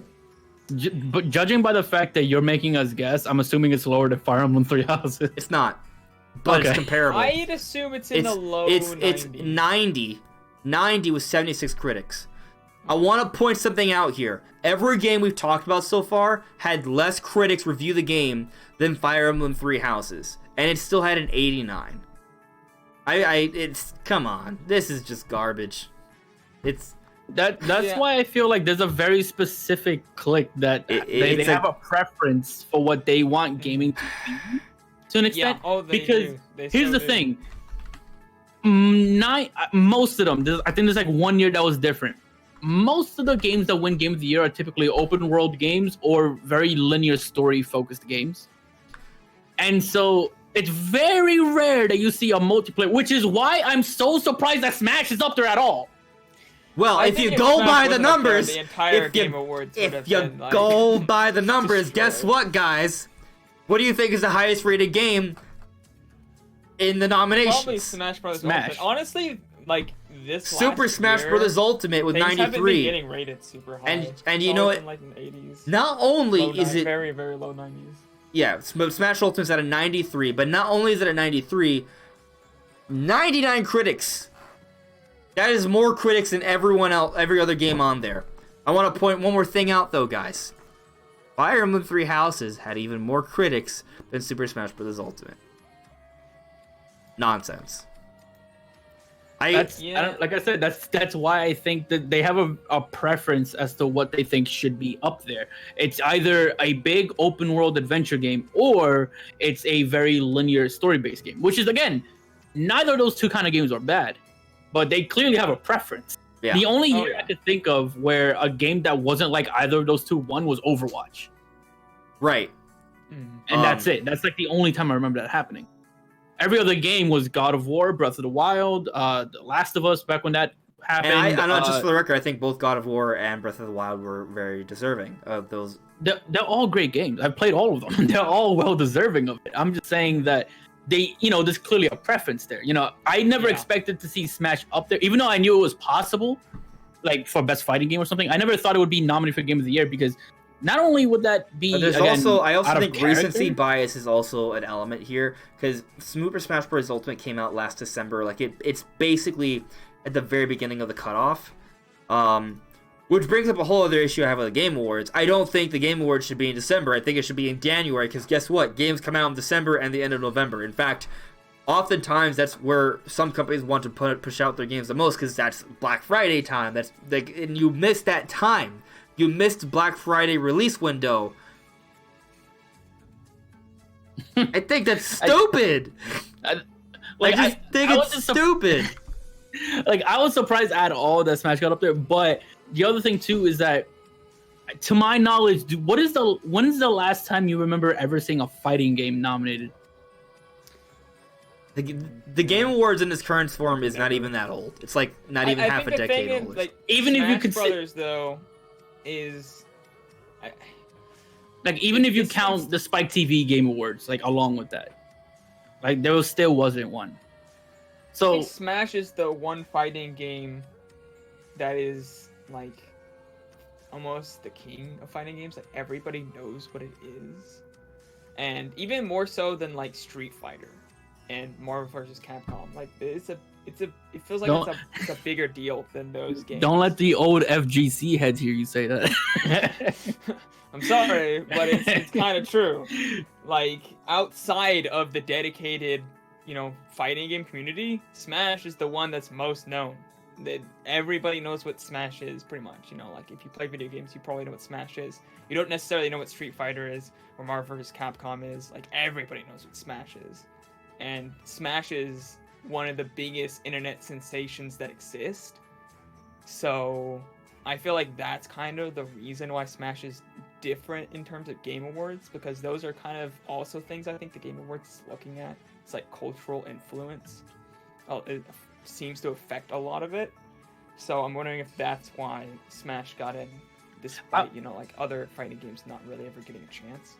And I will say this though, like I'm happy to see it up there for obvious reasons, but it isn't just because it's a fighting game that I play a lot, but I'm just happy that a fighting game period is getting attention. Because if you look through the Game Awards, like every award that has anything to do with esports, and this was so dumb to me, but they do this every single year, where they'll have an award for the best like esports event, and they'll have Evo every year, but they won't have a single fighting game player nominated for anything. They won't have a single fighting game organization nominated. They won't have a single moment from Evo nominated, but they'll have the event up there. Yeah. All So I'm it's like, saying is It's always the same games. Here's the other thing. Yeah. Why is Jump Force even nominated for fighting game? Why is Jump Force even on this? Like nominated for anything? Huh? Everybody- Look. I everybody am a said it's weeb not of weebs, but it does not deserve to be here. It does Jump not. Force was trash. It's not even a debate. It's trash Yeah, upon literally trash. Everybody said it was. It was garbage. bad. Who would spike Chunsoft or whoever made that game line Jeff's pockets? I don't understand how that happened. That's a travesty. It's not a good thing. People who like fighting games that are like that don't even like Jump Force. I am a Like super it would weeb. make more sense if they had Kill a Kill If. Mm-hmm.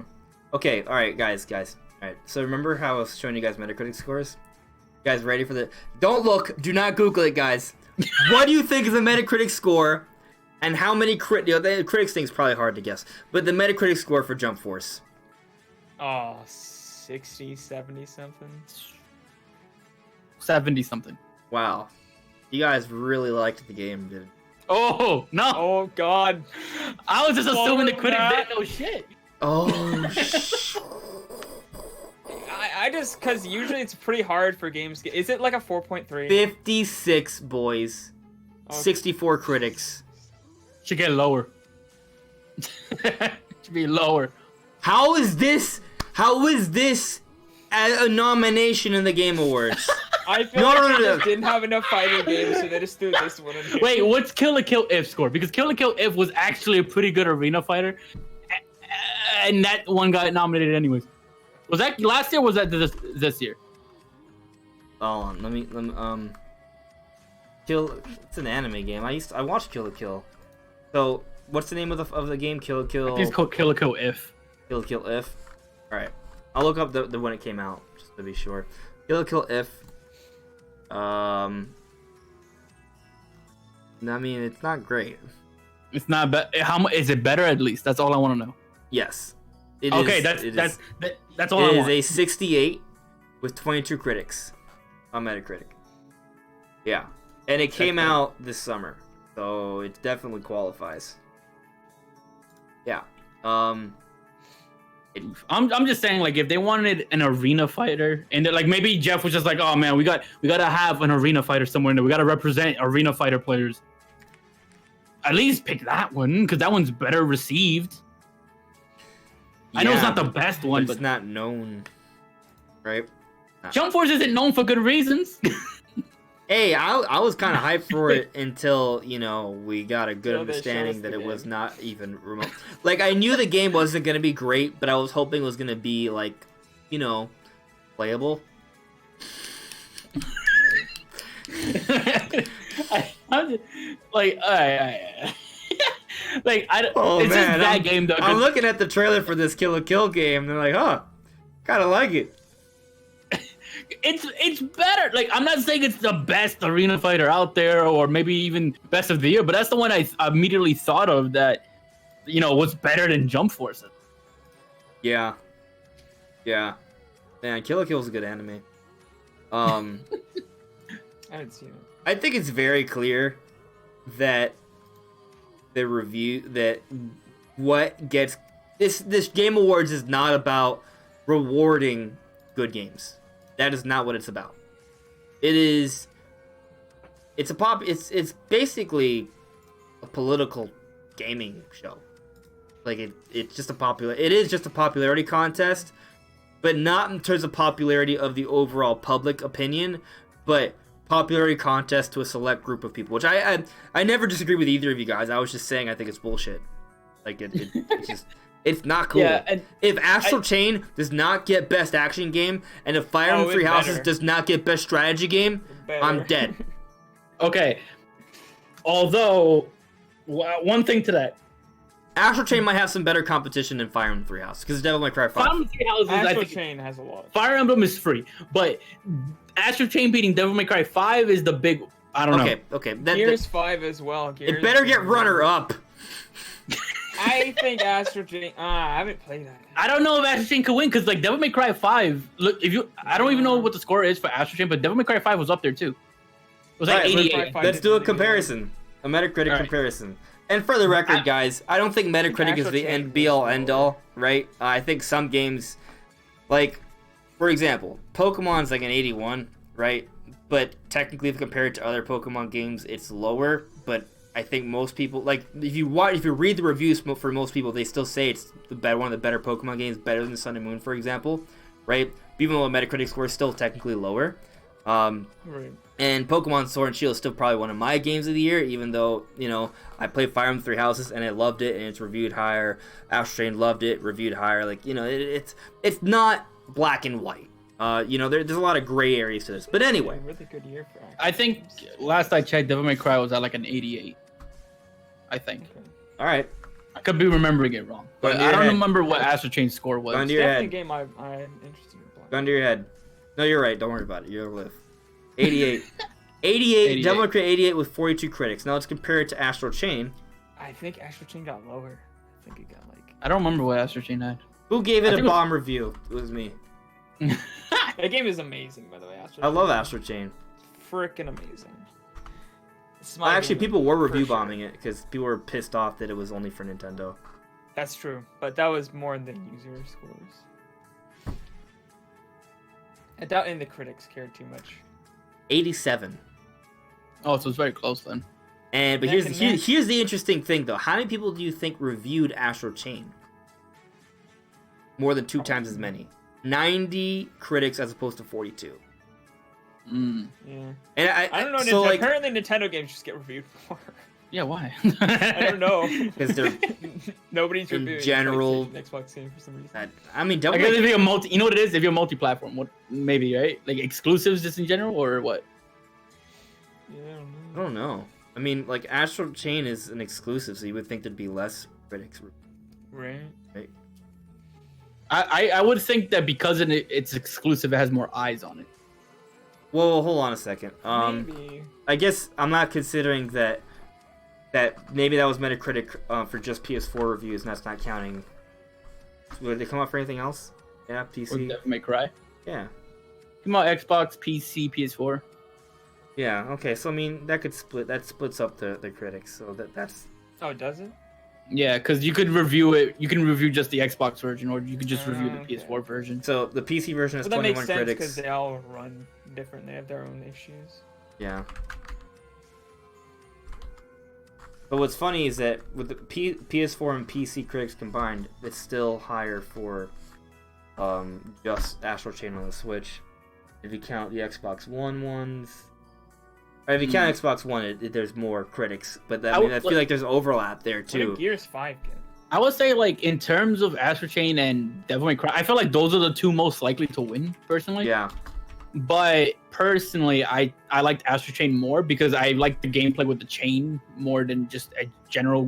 Like, don't get me wrong, Devil May Cry 5 was a really well-made hack and slash game, but Yeah. I just feel like the little I guess you could call it a gimmick. I don't know what you call it, but the chain gimmick to Astral Chain made me enjoy it more. Right. I mean, Overall? it's a fresh experience. Gears 5 has got an 81. 84. Oh, okay. No, it's I'll an look at the 84. PC version.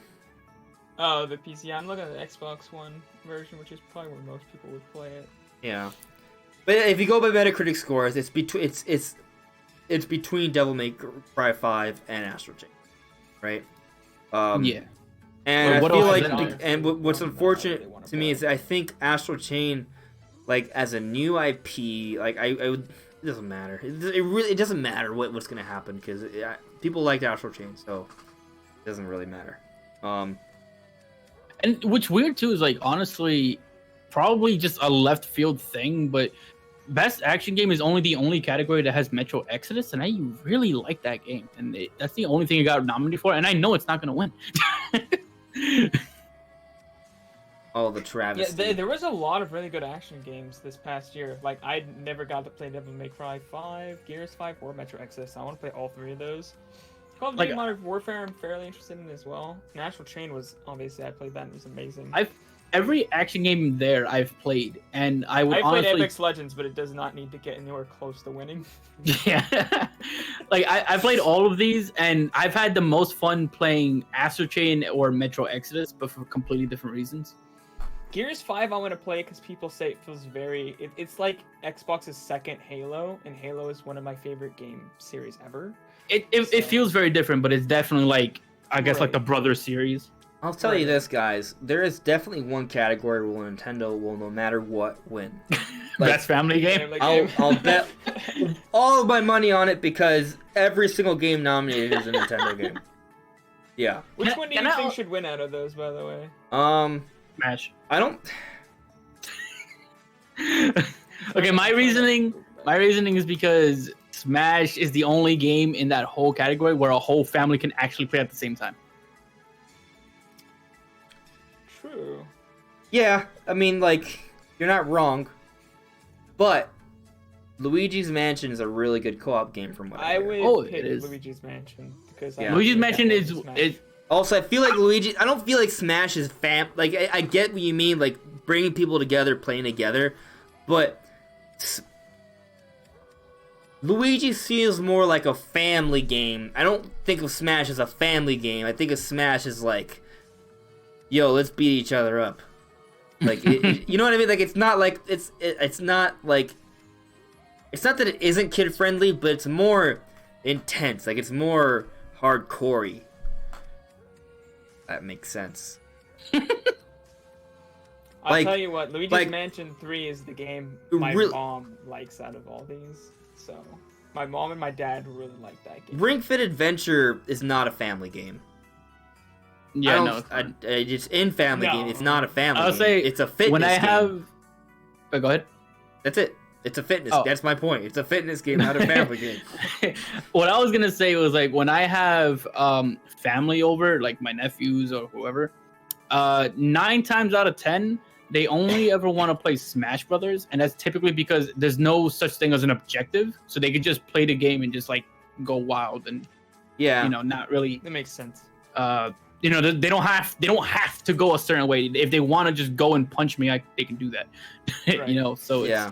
I definitely understand your point about it feeling like it's the most family game out of all the family games, but I just like Luigi's Mansion more as a game. I just feel like Smash...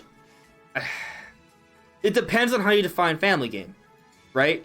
Like, if you define family game as something where you can play it with people, be it your friends or your family, then yeah, maybe Smash is like that because it's a very multiplayer-centric game. But that's why I feel like Smash should be more in the multiplayer category, right? Like, I think it maybe should win the multiplayer. Is there a multiplayer? There should be. If they're not, this is... There is, but it's more focused on, like, online multiplayer games. Which is also stupid, because the online... Okay. The online Smash, if it was actually good, I think maybe it could win. Maybe, but I also guess if I look at it, that Fire Emblem Three Houses isn't under role-playing game. Oh, you know what's something that bothers me too? Actually, it's weird to see Death Stranding in the best. What was it? I don't know. If it's called best soundtrack or best like music or something like that. There's like a couple of music ones. It's the only reason why I find it odd is because a very large section of its very large section of its soundtrack is licensed music. Yeah. So it's not, again, it's not that it's bad, but I mean, like, it's not. It's under score and music, yeah. And where is it? And where did it go? There's so many like esports. Also, I do love the juxtaposition between Crash Team Racing in the racing category and everything else in that category. Because everything else is just very hyper-realistic games, and Crash is like the one goofy... Oh, you can view the categories. Okay. Wow. That's funny. Well, I'd pick Crash. I probably would too, because I don't really play any of these realistic simulations. None of those look fun to me at all. I know which one my brother. Can you imagine a year? Oh, there probably has been a year where like FIFA just won.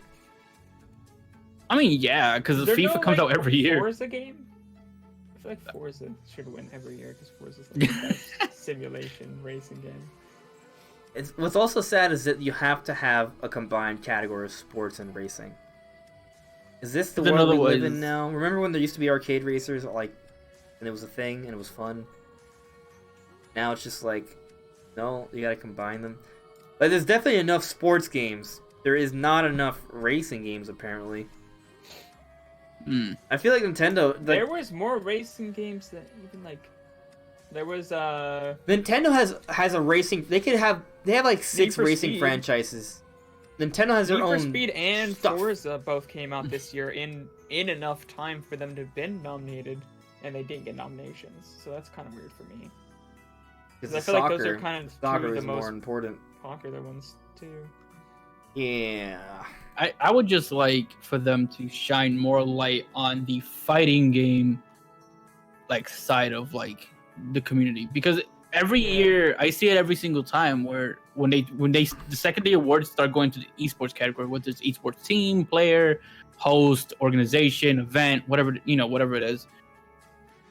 Event's the only time they'll acknowledge a fighting game by having Evo on there, and everything else they don't acknowledge the players, they don't acknowledge anything. Even when Sonic Fox was like top of the world in like 3 different fighting games, he still didn't get nominated. Even when Zero had his 50-0 win streak on Smash 4, he wasn't nominated. So it's weird that like a team that wins like a big tournament in a shooter like CS:GO or maybe a MOBA like League of Legends, they win this year, they'll get it. But if someone has like an undefeated streak for like years or like a long time, but it's a fighting game, it's not really, there's not much light shine on that. Oh my god. I'm nominated for Content Creator of the Year. Wow, what is that? I don't even know who any of these people are, by the way. Yeah, I don't. Like, Are they all like? Are they all just Twitch streamers? The only one I'm aware of is Ewok and Shroud, but that's because Shroud plays a lot of shooters. He's like, I want to say he's talented in almost every shooting game he plays. So, okay, but my question is, are they all just streamers? Probably. Yes. That bothers me. It's not... I almost feel like content creator and streamer should be 2 separate, like, categories. Because I'm not trying to say that streaming is easy. It is not. Right? But I feel like when you make videos, when you are doing something that is creative, that is creation. Right? When you're expressing your artistic or journalistic or talents, that is content creation, right? If you're streaming, that's more streaming or entertainment. Like, it's... I understand there's a bit of a blurred lines, but come on, man. Like, they're all just Twitch streamers. They just play games. Like, it's cool. They're entertaining gamers. They can entertain as they play games. That is a great talent to have. It should be celebrated. But I feel like it should not completely overshadow people who make videos that are watched a lot too. For me, I'm just bothered by the lack of representation in games other than what is already known to be well-known esports games. Yeah. Like if you go to the section on the website that has all the esports stuff, everything that is esports related for the most part is the same 5 games: CS:GO, Dota 2, Fortnite, League of Legends, Overwatch. Every single one of them. And it's kind of annoying because we have those every single year. I think Fortnite was like the only one that broke through, and it had to be the #1 most popular game on the planet to do it. Right. So it's like, it seems kind of ridiculous how we can have a fighting game player who was undefeated for years, or a player who's the top in the world in like 3 to 4 different fighting games, and still not get even nominated. Can you imagine a world where we check the nominations a few years from now, and Splatoon, Smash, and Pokemon are there for esports game? That'd be awesome. It'd be cool, but I don't see it happening. No. Part one is because of the numbers, right? Because all these games are available for PC and other platforms. Like, the audience is just so much larger, right? That I think that's one thing that holds it back. All of them. But it'd be nice to see. You know, be cool.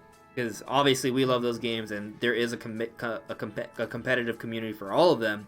And if those kind of games could get big enough in terms of the esports community, then you have more people involved with those competitions. Those competitions, those tournaments mean even more because there's more people watching, more people can make an actual career out of being an esports player for those games. So, you know, it'd be cool to see. But no, not anytime soon. I feel like the closest we might get to seeing a fighting game represented in something like this is the fact that there's a League of Legends fighting game being developed. And just because it has, you know, League of Legends kind of like tied to it, there might be more eyes on it than usual. Okay, I feel like I'm going to be very angry next year or whenever it comes out and it gets nominated for Esports Game of the Year just because it has that name and it's not actually like a good fighting game. I mean, if Jump Force can make it, why can't they? Oh, God. Yeah, because that's what this is about. It's not about what actually is good. But we've established that already. We've established that. So, you know, what else is there to say in terms of that? I think we'll just kind of talk about a little bit what we sort of expect for the Game Awards in terms of, like, announcements, because that's the only reason I'm going to watch it anyway. Right after I check in with the chat here. Unless there's anything else you guys want to say on bullshit.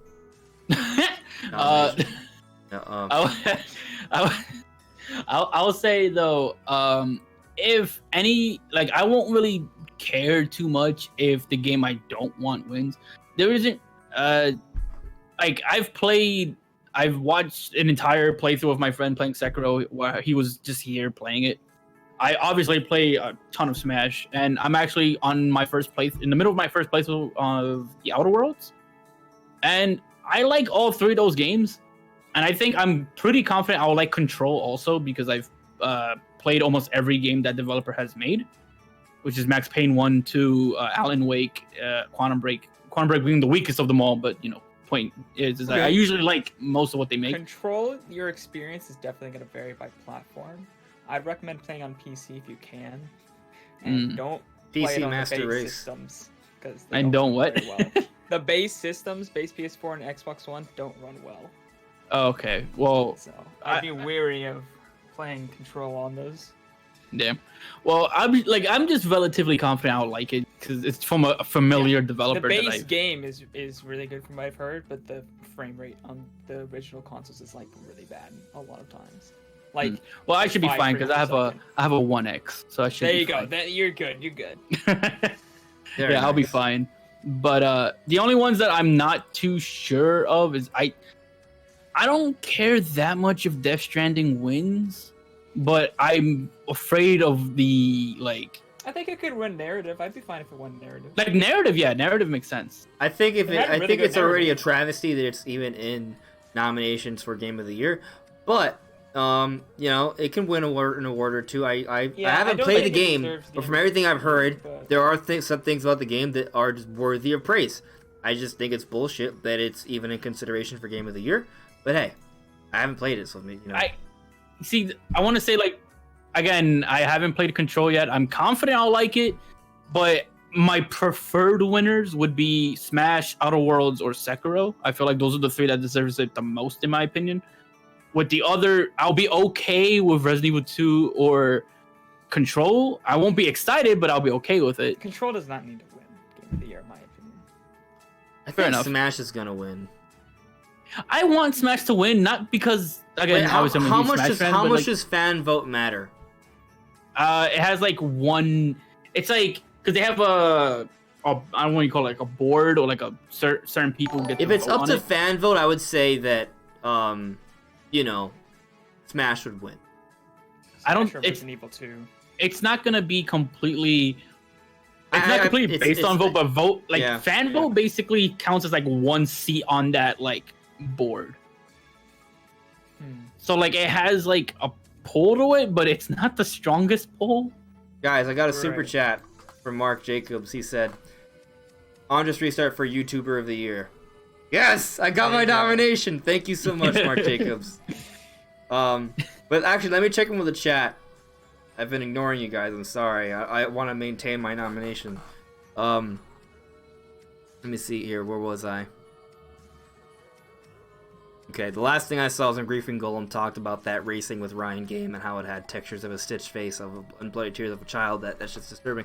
But let's see here. Terry Silverton Anatomy. I think at the Game Awards they will reveal the next 2 DLC fighters for Smash Ultimate and reveal more info on the second wave of Smash DLC, and Bayonetta 3 gets a proper reveal and release date. I think that's a little much to expect for Smash announcements. Like, is it possible they reveal 2 things for Smash? Yes, but I'm personally only expecting 1 Smash character announcement, and in terms of DLC, I think like DLC news for next year, for the upcoming DLC, that'll come in Nintendo Direct early next year. Yeah, you gotta keep in mind the announcements are relatively short for the most part, so they don't have a lot of information, so they're not gonna waste an announcement on detailing DLC plans. Bayonetta 3, I do think has a strong chance of being shown off. Yeah. If they announce more than 1 character, it would probably be done in 2 very quick successions. Like, they're not gonna focus on 1 and then continue explaining it. It'll probably be something like, oh, here's a trailer, and then a sneak peek of the next one or something. Yeah. Like, I don't see it being like, oh, here's this character, here's everything about this character, and here's the other one.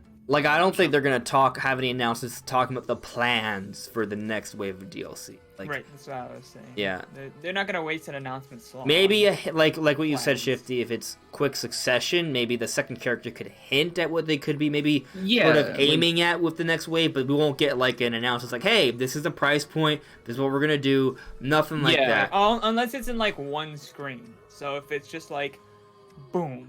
Like, it outlines it on like 1 screen, no like announcer talking over it, just kind of like an epic, boom sound, and then you see it stays on for like maybe 5 seconds and disappears.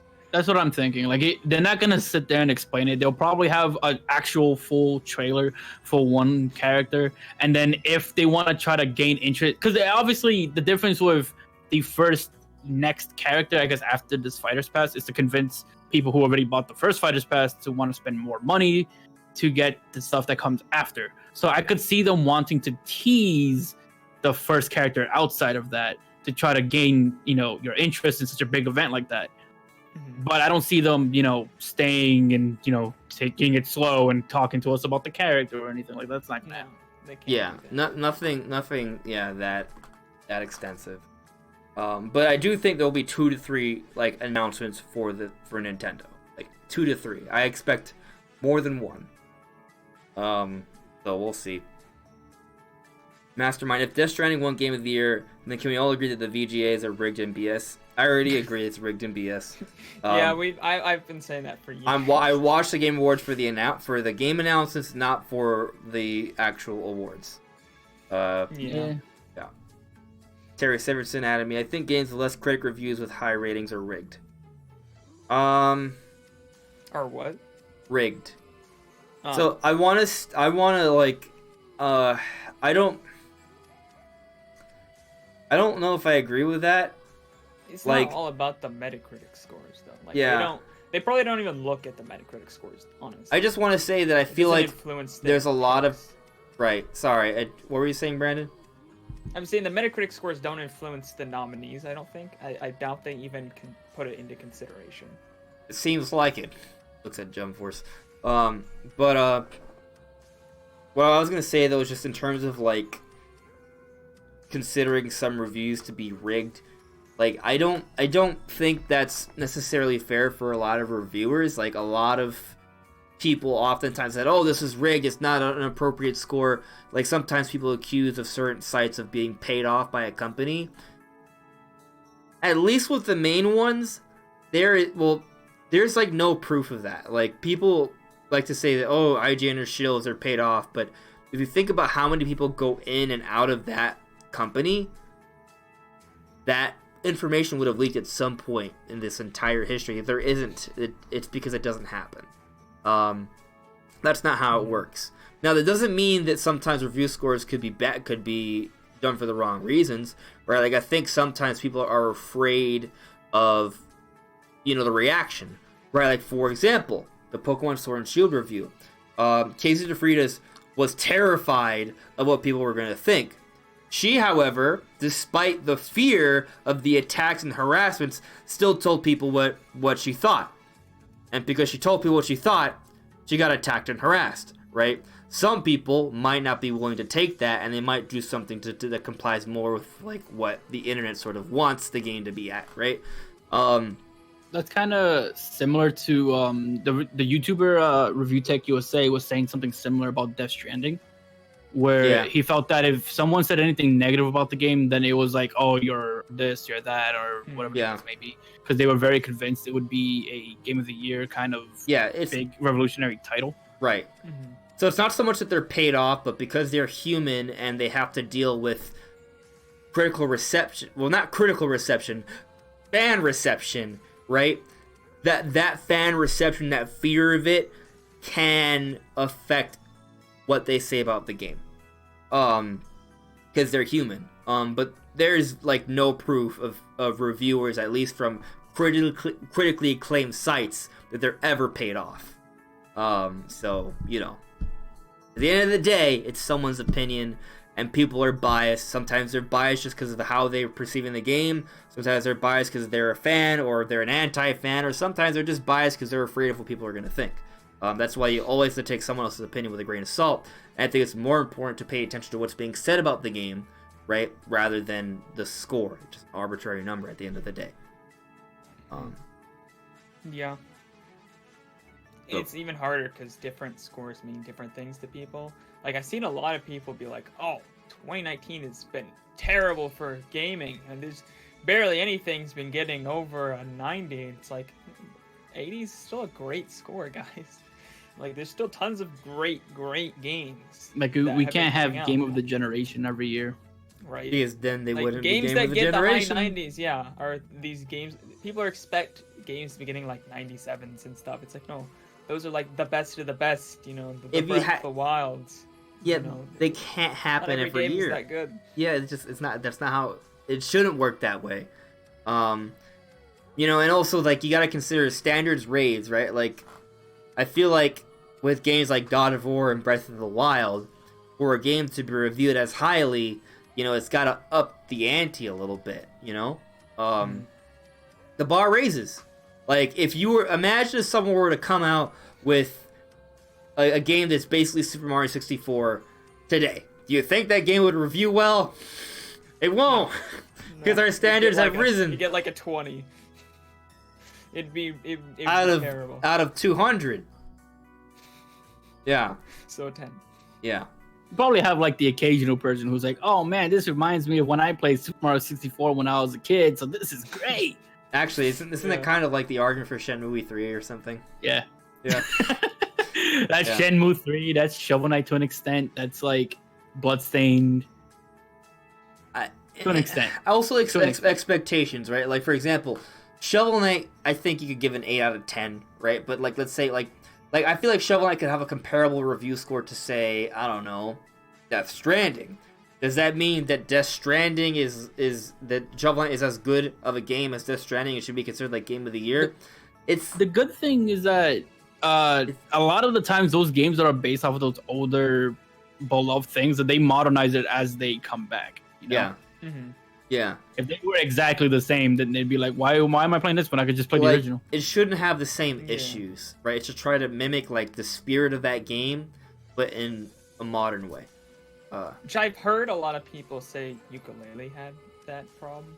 It felt very like N64 era in like camera controls and a lot of different things like that. At least when it first came out. I need to play the Switch version, because supposedly the Switch version was like the best version. Mm-hmm. I want to play Super Lucky's Tale, because honestly that game has been kind of people could say it's like better, and it's very much that same sort of, you know, platformer collectathon sort of game. Supposedly that one's a better, you know, version of that genre than Ukulele. So I want to try that one out. I've actually played a bit of it because I've Xbox Game Pass. Mm-hmm. So I used the Lucky's Tale as like a test to see if I could use the Switch Pro controller with Game Pass. Could you? Yeah. It was I a success. tried like on the PC version. I couldn't get it to work. It works, but it depends on the game, I think. Yeah. Yeah. Oh no, it did work. It was just like certain buttons didn't do what I wanted it to. You I just- did that. I did that for. Oh, what's that? There's a 2D platformer that came out and it just got ported to the Switch. It's. God, I don't remember the name, but I'm pretty sure if I describe it, you could figure it out. But it was like, you know, the one that was ported, and it was like a big deal because Xbox kind of owned the game. Oh, Cuphead. Ori. Not Cuphead, Ori and the Ori. Blind Forest. That's the one. I played Ori, but like certain things didn't work. Like I got through the game, then there were certain mechanics that just didn't work on the Pro Controller for some reason. They just didn't do Interesting. what it was supposed to do. Huh.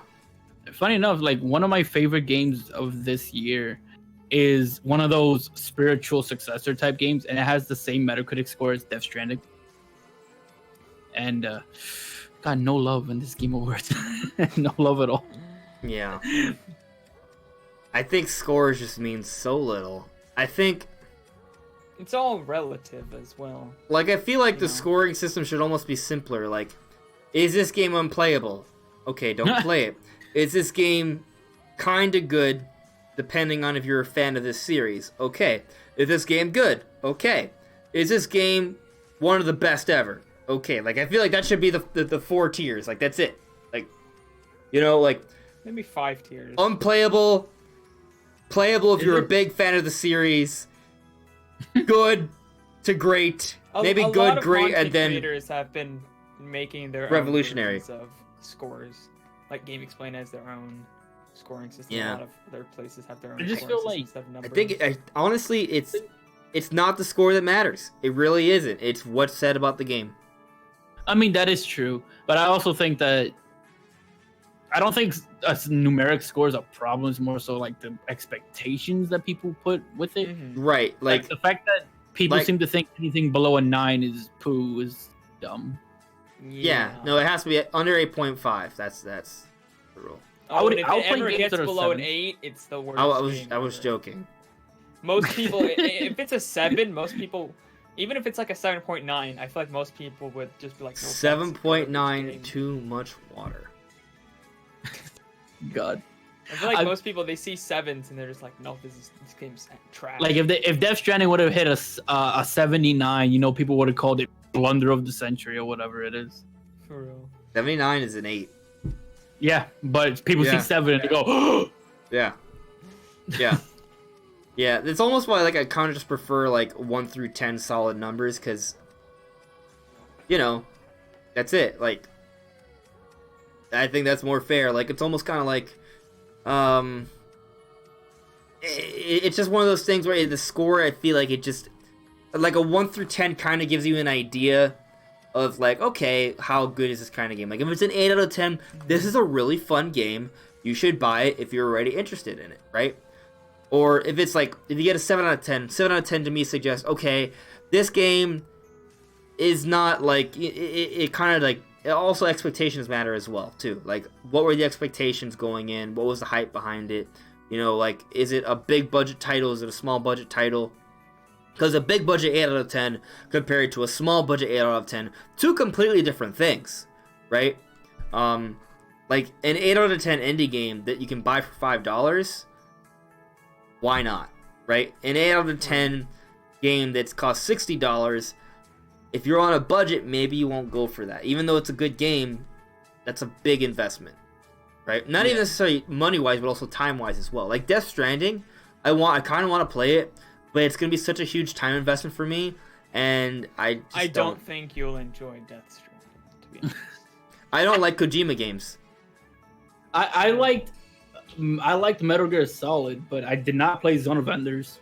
I don't think most people did, and I don't really know if I would like Death Stranding or not. Like it feels very like they took this one mechanic they had in Metal Gear Solid 5 and made a whole game out of that one thing. And that's what it's interesting to me, but I don't know if it's enough. I want to spend $65 to play. So that's kind of my thing. I'm not really sure. Yeah. But I mean, I don't know. Like every other game that's nominated for Game of the Year, I feel a little more confident in liking. Like I said, I've been playing Outer Worlds. I literally beat Pokemon and then went straight into the Outer World. Interesting. because I realize I don't have a lot of time to stay like to one game if I have an interest in another. Yeah, that's honestly Pokemon is one of those games where I hope I finish it, and then I'll probably never play it again, or I'll sell it. Because there's just so many other games. Like on this list, I want to play Outer Worlds. I want to play Resident Evil 2. I want to play Control. And I'm not playing any of those games that just came out. I I'm want to playing. play That Halo sounds cool. Reach that comes out December 3rd. All those sound exciting, but I'm gonna Ridiculous just play excited for Pokemon forever. So You knew that. Yeah. See? maybe I'll play Luigi's Mansion before the end of the year. I mean, there's games God I want of to War, play. Like looking Spider-Man. at the nominations, like damn, I never got around to playing Sekiro. Damn, I never got to playing Resident Evil 2. Like there are some good games that I have not played. Right? I still haven't played Hollow Knight.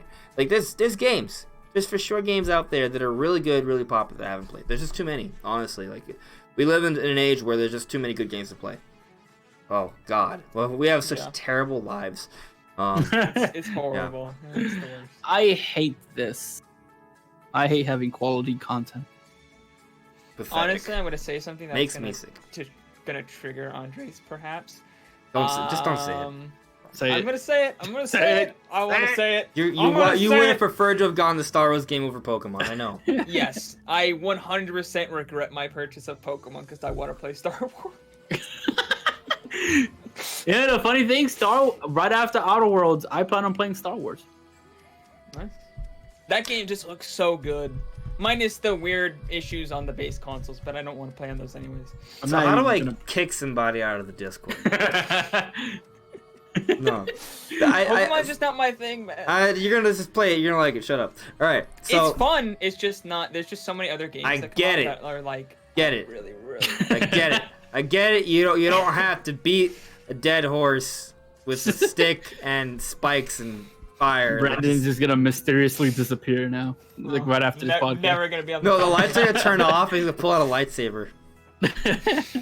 Yeah. But I still want to get to the comments. So let me run through this because I've been added several times. Let me see here.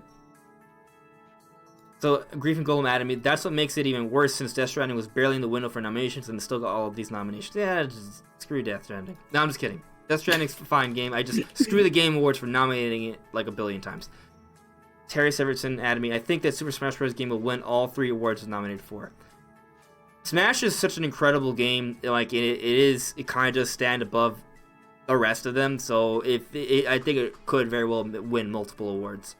Like I said, I want Smash to win, but not because I'm a fan of Smash. I want it to win as a fan of fighting game.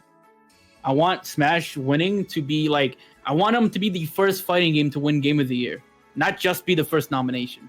I want them to be the reason why people pay more attention to fighting game. I think that's a pretty nice reason to kind of want it to happen because it would kind of change history a little. It would be a historical thing, right? And it could open the eyes towards people of considering other things like fighting games. Or maybe they'll look at Smash Brothers and then maybe they'll start looking at all the anime waifus in Smash Brothers and then they'll start looking at Fire Emblem Three Houses. Oh, Yeah. Man, Fire Emblem Three Houses is like, it got snubbed. Because honestly, It got one nomination, right? That was it. yes. And it's literally just for strategy game, which is the lowest you could possibly nominate a game for. Just nominate the game for just what the genre is. I mean, like, honestly, you know what I think would be a more fair, like, allotment of games for the nominations? I think Resident Evil 2, Sekiro, and Smash should be there, but I also think Astral Chain, Devil May Cry, and Fire Emblem should be there. I could see the argument as to why some people might not like Resident Evil 2 being up there because it is a remake. So I could Right, see but the it- But argument. it's not, it's different gameplay. Yeah, It's- it's a reimagining. It is a new game, right? It's kind of like, Yeah. I think It's not like Link's Awakening remake or something like that. You know, it's a whole new game. Yeah. Essentially, it doesn't play anything like the original. Michael Elsing has asking, have you seen the Martyr Strikers Easter egg in Luigi's Mansion 3? Might be hinting at it. I think, was there like a painting or something? Is that what you're referring to? Could be. I would like to see Mario Strikers. Maybe Mario Strikers will be nominated next year for Best Sports Game. Won't win, though, because Mario Strikers. which is a great game, but it's like an arcade style game just won't win anything at the Game Awards. That's what I said about fighting games, but here we are nominated for Game of the Year. But it had to be Smash Ultimate, the game that dominates the yeah, internet. Man. Yeah. The Yellow Kazoo, hello there. Finally catching up with the chat, I think. Yes, I am. I mean, we've been pretty good about the channel. Masterman, I guess in the end we shouldn't take the Game Awards seriously because in the end it's just an opinion. Yep, you're right. Yep. You know, I'll say like Resident Evil 2, Sekiro, Smash, and Outer Worlds. They win, I'll be fine. Control, I'm not sure because I haven't played it. And Death Stranding, I just wouldn't take it. It just. If Death Stranding so. I'm gonna be kind of upset a little bit. No, Even yeah. though I probably like the game the most. No, it better be between it better be either Resident Evil, Sekiro, or Smash. Smash, yeah. Otherwise, I think it's complete garbage. Yep. The Outer Worlds is good though. The Outer Worlds, look, I haven't played it. A lot of people. Really I haven't played it. So, and I'm actually interested in it. It's coming to Switch 2 later on, right? Early next year. So, like, I'm interested in it. I could get it for PS4 or PC, but you know, but I seen the review scores, and it's look. I understand review scores aren't everything, but there's a huge disparity here. Like, it's not close, right? Like, it's an 82 as opposed to 93 or 92, like, or 91. Like, that's a lot. It does yes, but it does depend which like platform we're talking about. Because Outer Worlds on PS4 has 86. Okay. So it is better depending on the platform, but I don't know what is the major difference. It might just be more people reviewed it on one than the other. Never look at the Xbox One. Well, is the Xbox One and Xbox One X separate, or is PS4 Pro and PS4 separate? I feel like no, they just treat it as like the family of systems. So your experience on one versus the other is just so radically different that I don't like that they combined them.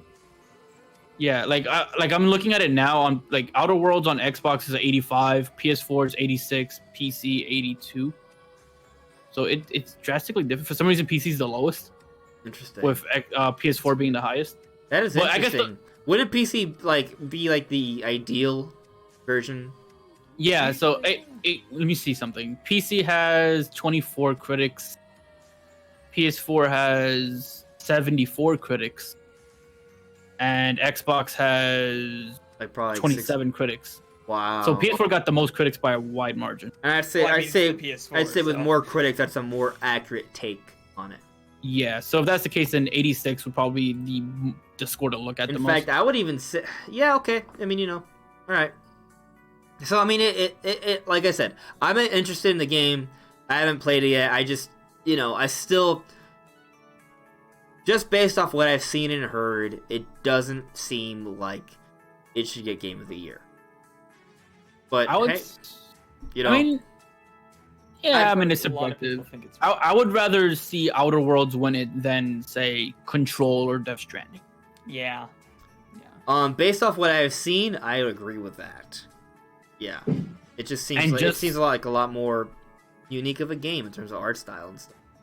I mean, ironically enough, I think like if I was just told, hey, you can't pick Smash, that's too obvious for you. I would probably pick Outer Worlds as my winner, but I mean, Smash, Sekiro, Outer Worlds, Resident Evil 2 to a lesser margin than those three, but I do like all four of those. Okay. So, I mean, at the end of the day, it's subjective. But, just to close out the discussion, I mean, like, how much time do we have left before the Game Awards? Actually, I think it's, like, a few weeks. What day does it land on? I think it's, like, the 10th or something. Let me see. It might be, like the 12th. Jesus. 2 weeks. See, I'm on the Game Awards website. Let's see what they say. It is the 12th. That is 2 weeks into later December. than last year. Yeah. So that's... Wasn't it like the 6th that's on a Thursday. Year? Last year, yeah, it was this. Wait, it was because I remember being online for the midnight release of Smash when Joker got revealed. Why is this one so much later? Huh. All right, so I guess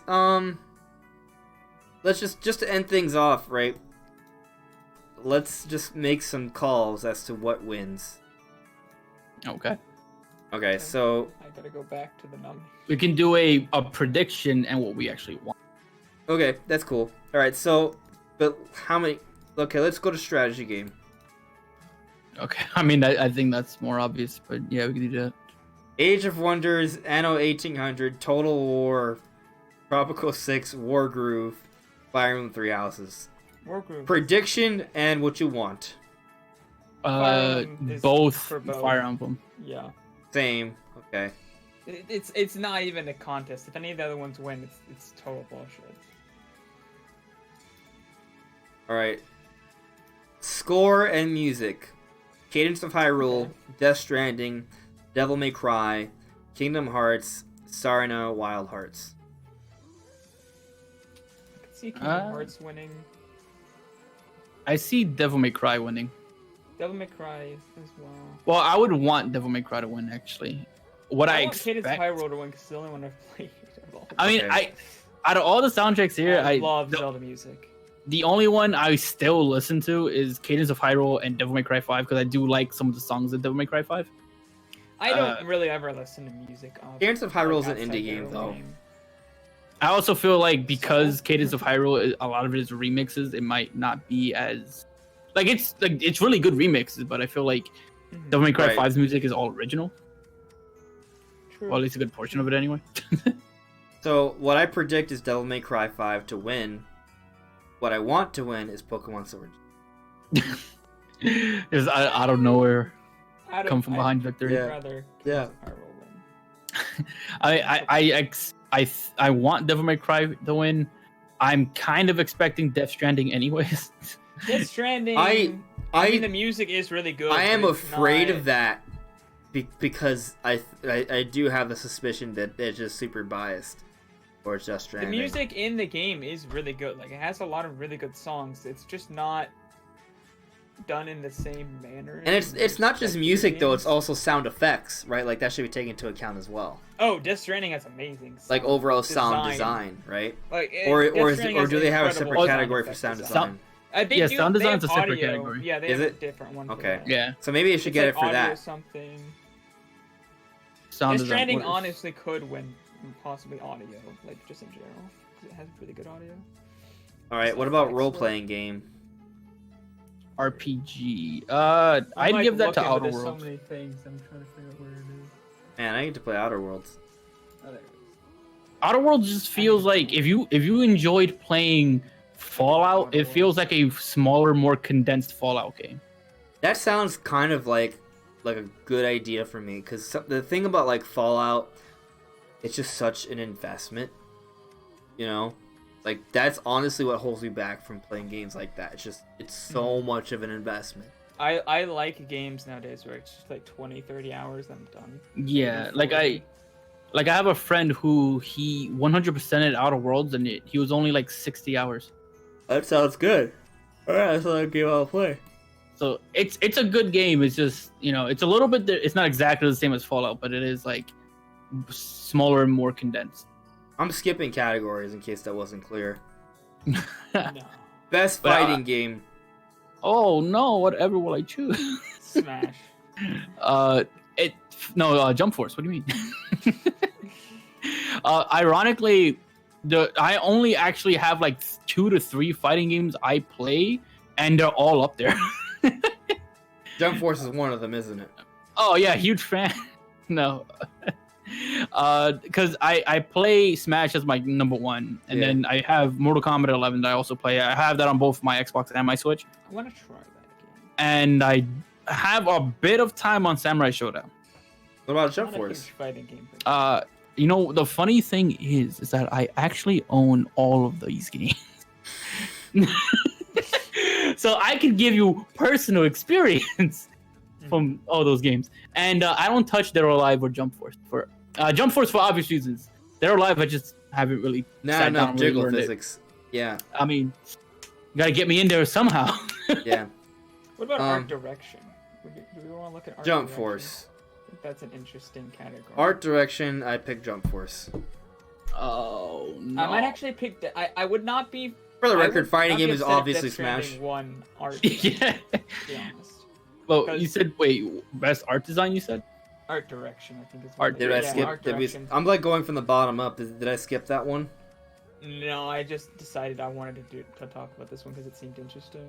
Oh. I honestly kind of want Death Stranding to win because it is one of the most like beautiful technologically like as far as it, and it's.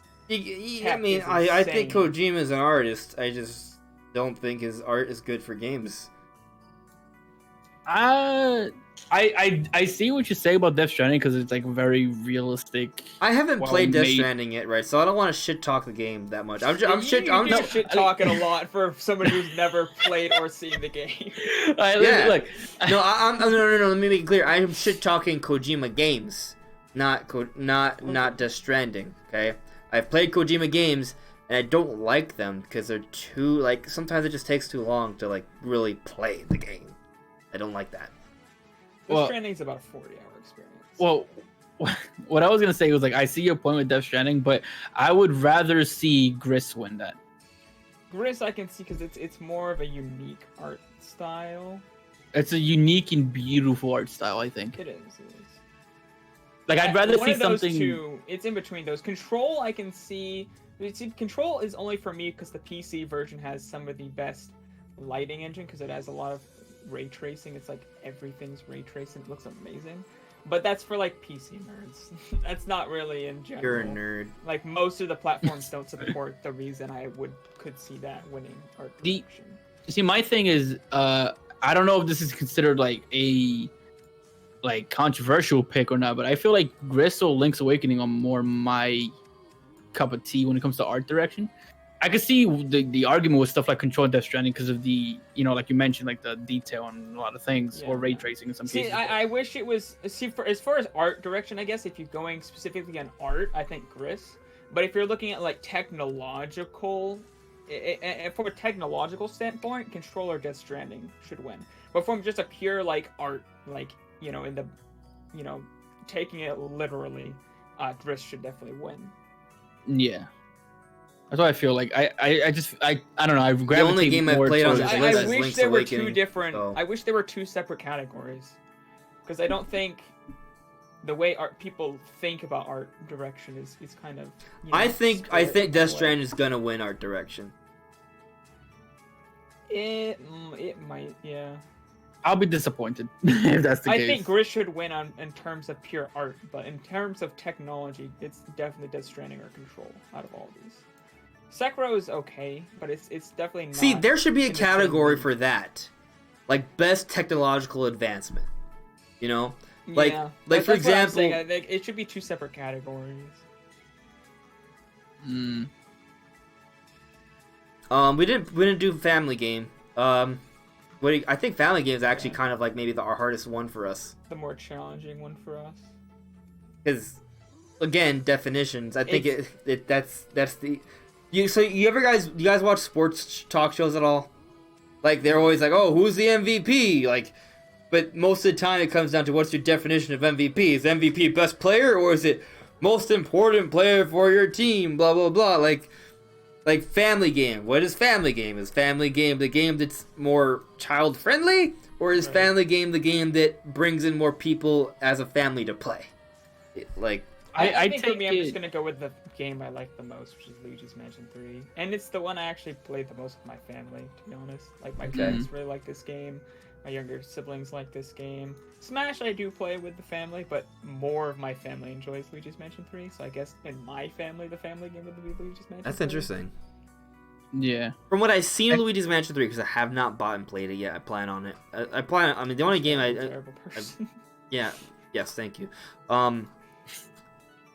Luigi's Mansion does seem like a very wholesome kind of game. Like, have you guys seen that one cutscene where Luigi meets Mario and they're so happy and smiling? Like, that's a very wholesome family kind of moment, right? So from that perspective, I kind of see it, right? And it's a very high quality game. Ring Fit Adventure should not be on this list. Another reason why I think the Game Awards is stupid. It's a fitness game. It's basically, might as well just call Nintendo game section. Idiots. Mario Maker 2, it's literally just on here because it has Mario in it, and Mario's associated with families. I mean, I could see it to an extent, like, oh, your little cousin makes a level for your nephew or whatever, and they just there's something It does there. have multiplayer and stuff. yeah, there's like a multiplayer aspect to it. But I think we all agree here. It's really just between Luigi's Mansion 3 and Smash Brothers. Yeah. I think Mario Maker has more of a shot than we're giving it credit for.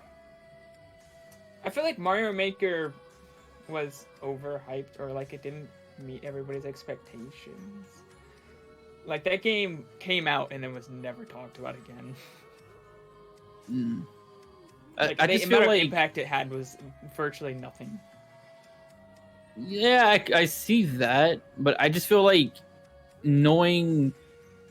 I don't know. Because I can see it depends on the family and the kid, or if you have kids around. But I just feel like if there's kids around and they're the creative type, Mario Maker speaks a lot more than the other two games. Yeah. But it does depend, because again, the when I used to play Smash with my nephews, they weren't the type to sit down and look at something for a long period of time. They just wanted to hit things. So they would just grab my amiibos and make them fight each other. So it's not so much that I can't see the game appealing to a family. It's more just kind of like, what's the common thing, the common opinion of this game? You know, like, what, you know what I mean? Like, what are people gonna expect from this game overall? Like, do most families have a family experience with Mario Maker? I'm gonna say the answer is no. Not that it doesn't have, not that there aren't families who do enjoy it like that, but I feel like for the most part, Mario Maker is kind of more like a build your level, share online kind of thing. Or just challenge your friend. There is like a challenge element, but I just don't feel like it's a. It's more about the building. Again, definitions. Are we talking about? We need to come to a definition. What do they have a definition right there? For the best game appropriate for family play, irrespective of genre or platform. Best game for family play. Okay. I guess by family definition, play. It would have to be Smash. That's why I feel like, to me, like before you guys mentioned it, I didn't even think of Luigi's Mansion 3 as being a top contender. Not because it's a bad game, it's probably one of the best made here, but I just feel like when it comes to family play, I just feel like Luigi's Mansion 3 is on par with Yoshi, because they're both just like co-op games, while you have Mario Maker where your little cousin can make a level for his brother, or like someone. I see your point. So then I'm going to change. Ring Fit just shouldn't be there. It shouldn't. It's a sports game. It's not a sports game. It's a fitness game. Not even co-op. Single player fitness game. You can't even. What is your partner gonna do? Just watch? Watch yourself bend? Yeah. Okay, watch you do squats? Like, yeah, it's just weird. So I think Smash just wins, actually, because I didn't even read how they're defining it. For family play, to me that does sound like something where you do it together with family. So I have to give it to Smash Brothers. Although Luigi's Mansion, I feel like that co-op experience, from what I've heard, is really strong. So that kind of. Oh yeah, it's very good. Like, I've played most of Luigi's Mansion 3 with my brother, actually, and I like some of the little things it does, like the Gooigi thing, since your co-op partner's Gooigi. Mm-hmm. If you play by yourself, you can kind of detect when a boo's near you. But since it uses Gooigi to detect it, if I have my brother's playing, he's the one that feels it. I don't even know that there's a boo around. He has to be the one to tell me. That's awesome.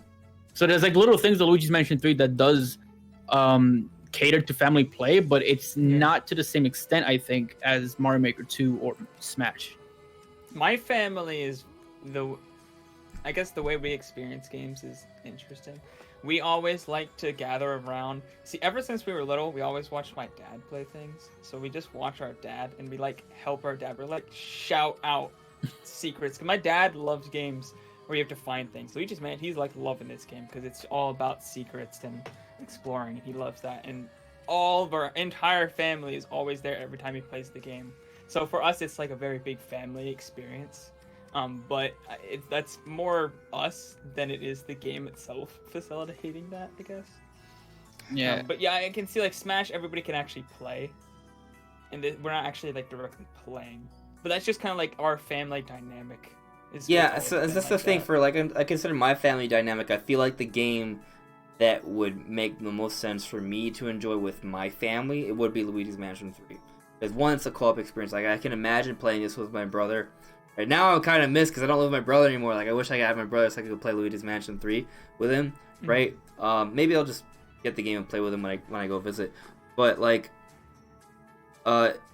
it's also like that puzzle element. And I feel like growing up with my family, like my dad and my brother, like solving puzzles, stuff like that, are really interesting. Right? If Ring Fit Adventure had a multiplayer mode, right, then maybe because growing up we played like a way too much Wii Sports. I hated it. Like they're like, oh, let's do golf. I'm like, no, please, I can't stand. I always liked playing Wii bowling. Yeah, I like the other sports more. I just don't have the attention span for it. Smash Brothers, no, my family doesn't play that because I just kicked their butt. So it's just introduction. I'm by far the best Smash player. Although I feel like I suck at Smash. Home run contest, I had a fair bit of fun with that with Smash Ultimate. I was really upset because my brother and I got a really pretty good double Ganondorf whack over the moon with the sandbag, and then the update happened and the video got deleted, so I'm kind of sad about that. That sucks. Yeah. But I'm I think like I'm gonna give it to Luigi's Mansion 3 just because I feel like Smash is gonna win everything else. It's not a good reason, but that's my reason. I just feel like the two most likely is Mario Maker and Smash. At least from my personal experience. Because my family is very like if they have to sit down and do a specific thing, they're not gonna do it. And that's just how it is. Like if they're playing something super simple, like if it's Wii Sports, yeah, they can handle it, right? But if it's something like Luigi's Mansion or Yoshi, where they have to specifically find a certain thing and go do something, That's like They don't- the exact opposite of my family. they don't pay attention. Especially my dad hates games like Smash and like Call of Duty. Like he likes story and exploration. Hey and stuff. Shifty, He you might want to hates reset your games where you camera because just my do Discord's things doing the over thing and over. again where it's turning you into a missing no. Uh-oh. See, it's fine. Yeah, for just me. turn your camera on and off. See if that works. Yeah, that fixed it. All right. You're good. So weird. Discord, Yeah. why you hate us? Yeah. But yeah, like my nephews, right? Like whenever they come, all they want to play is Fortnite, Smash, Mario Maker, or GTA. Which that last one shouldn't really be something they should be playing, but I'm not gonna get into that. but the point is that that's what they play because they don't ask, and you don't have to do anything specific. You can just turn the game on and immediately start, shooting something or hitting something or whatever the case may be. Yeah, it's like the exact opposite for my family. Yeah. So And my family, they get frustrated. They don't want to do things. So final thoughts on family game. I'm going Luigi's Mansion 3 just because the co-op thing seems. I haven't Luigi's played the Mansion game, 3 but fits it my family feels like something more, that so yeah, I'll I'm kind of with you, Brandon, on that. Yeah, I'm gonna stick to Smash on that. All right. Okay. Okay. I respect it. I understand it. Yeah, I do. So Grief and Golem asks, who do you think will win Indie? Baba Is You or Untitled Goose Game? Just from Untitled Goose Game. I Untitled, I'm going with Untitled Goose Game because Untitled Goose Game. think. Best indie game? Yes. Is that under the fresh indie category? I predict either. You know what? I want Katana Zero to win. I want that game to win, but I know it's not gonna win. You know what? Actually, I want Outer Wilds to win because that game is freaking mind blowing, amazing, and also not Outer Worlds. I thought that it was Outer Worlds earlier, and I was like, why is Outer Worlds here? No, Outer I Wilds. thought the same thing. Yeah. It's amazing. It's the concept. I wanted to want to buy that game because I saw somebody let's play like a bit of it, and it's insanely awesome and cool. Like I would want Katana Zero to win, but I predict either Untitled Goose Game or that Disco game to win. Only because that Disco game for some reason is nominated for like almost every other award too. Interesting. Like it pops up a lot. Like it's in a lot of other awards too. The disco one, I don't even. Yeah, Disco Elysium. Yeah. Like it's nominated for a lot of other awards. I've never heard of it until now, Me either. but it is in a few other awards. So I think Untitled Goose Game will win, but I want Outer Worlds to win because I really want to play that game. I think Untitled Goose Game will win, but I want Katana Zero to win. All right. So I'm just moving things ahead. There's two indie games, but there's independent game and then there's fresh indie game. Because What? fresh And a indie lot of game it's is overlap. because fresh indie game is what do you call it, like a studio's first game. Oh, okay. Oh. There's a lot of overlap though. Yeah. Well, then I pick Untitled Goose Game again. So, My friend Pedro is a really good one that I could see winning, but Outer Wilds is also in here. I thought we were talking about your friend Pedro, Brandon. No. No. There's a game. Who's been on your channel It's with awesome. great frequency. Yes. Yeah. So, I'm just skipping all the way to action adventure game. Okay. Action adventure game. Which one I think will win? Which one I think should? I think Link's Awakening Resident does Evil. not need to win. I think Resident Evil 2 remake. I think Resident Evil 2 should win. Will win, but I kind of want Sekiro.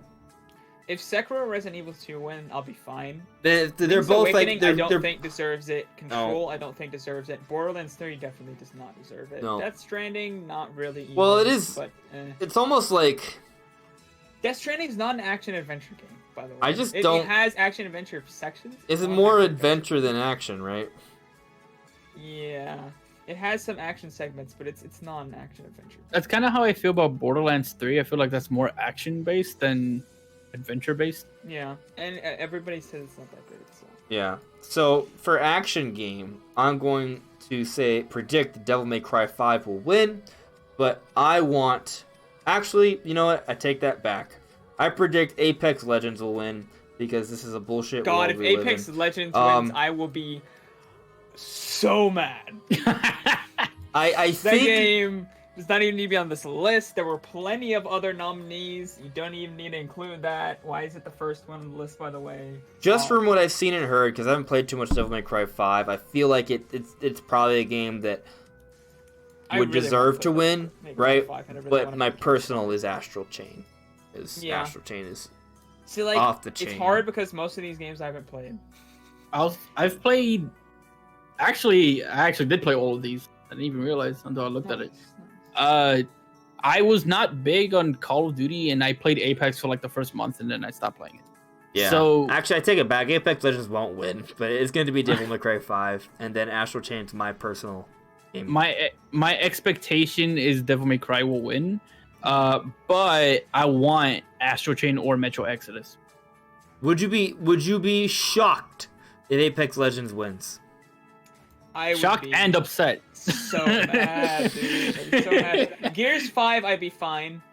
Because Like I wouldn't think be that's a good like, game. happy about Gears 5, but since I played it and I enjoyed it, I'll be like, all right, cool. It's just my thing is that most of these games, except say for like Jump Force and that we've talked about today, are good games, right? So it's like if the game wins, if I like, it's not that it's not a good game. It's just like we're talking about like the best game, right? Like it's kind of like when when you're talking about the best and you say this is not the best, it's not. You're not saying it's bad. It's not the best. There can only be one best, right? Yeah. The only thing I liked about Call of Duty Modern Warfare is that it lets me play on PC against console people and let me stomp. That's good. That's good. I'm glad I don't play that game, so I wouldn't have gone stomped. But yeah. Final category. I'm picking Smash for Game of the Year. What do I think will win? Smash. What am I afraid will win? Death Stranding. Yeah. Okay, how about this? Let's pick a first and second for this one, just because it's the last one. Man, I'm excited. I'm excited for Smash, Sekiro, and Resident Evil 2. And you kind of got me even more into the Outer Worlds. So, I think all four of those games seem wonderful. I don't really know. Sekiro, Yeah. I sucked way too much to actually be able to beat that game, so I'm not gonna put that on mine. I think Smash should win.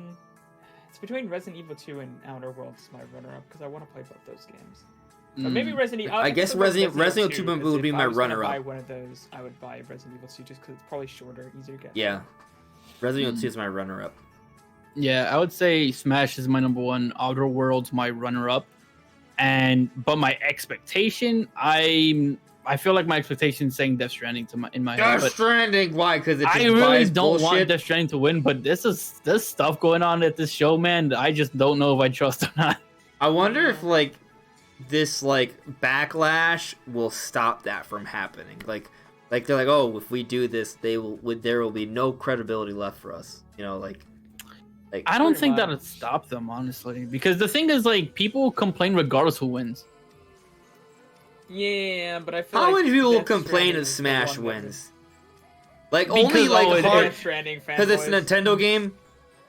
It could be that. It could be the lack of a story. It could be whatever it is that people want. The terrible online, right? You know, it be could funny. like, You want to be I funny? think the one that would See- get complained the most is Control and Death Stranding. Like, I think in the general, like, people know those are the two games that don't. So like Like, that's not even just us. That's just a like funny little common. thing I thought of. So you know how like sometimes people like to do like those out of context comparisons that are completely unfair, right? Like for Pokemon, they always do a zoom up of the tree, like it's not just a normal shot of like the tree in the wild area, but they zoom it in to make it really look really bad, and then they'll put like a 4K shot of another like AAA game like right next to it. It's like, hey, see, this game is trash. Okay, well at least show the whole version, but whatever.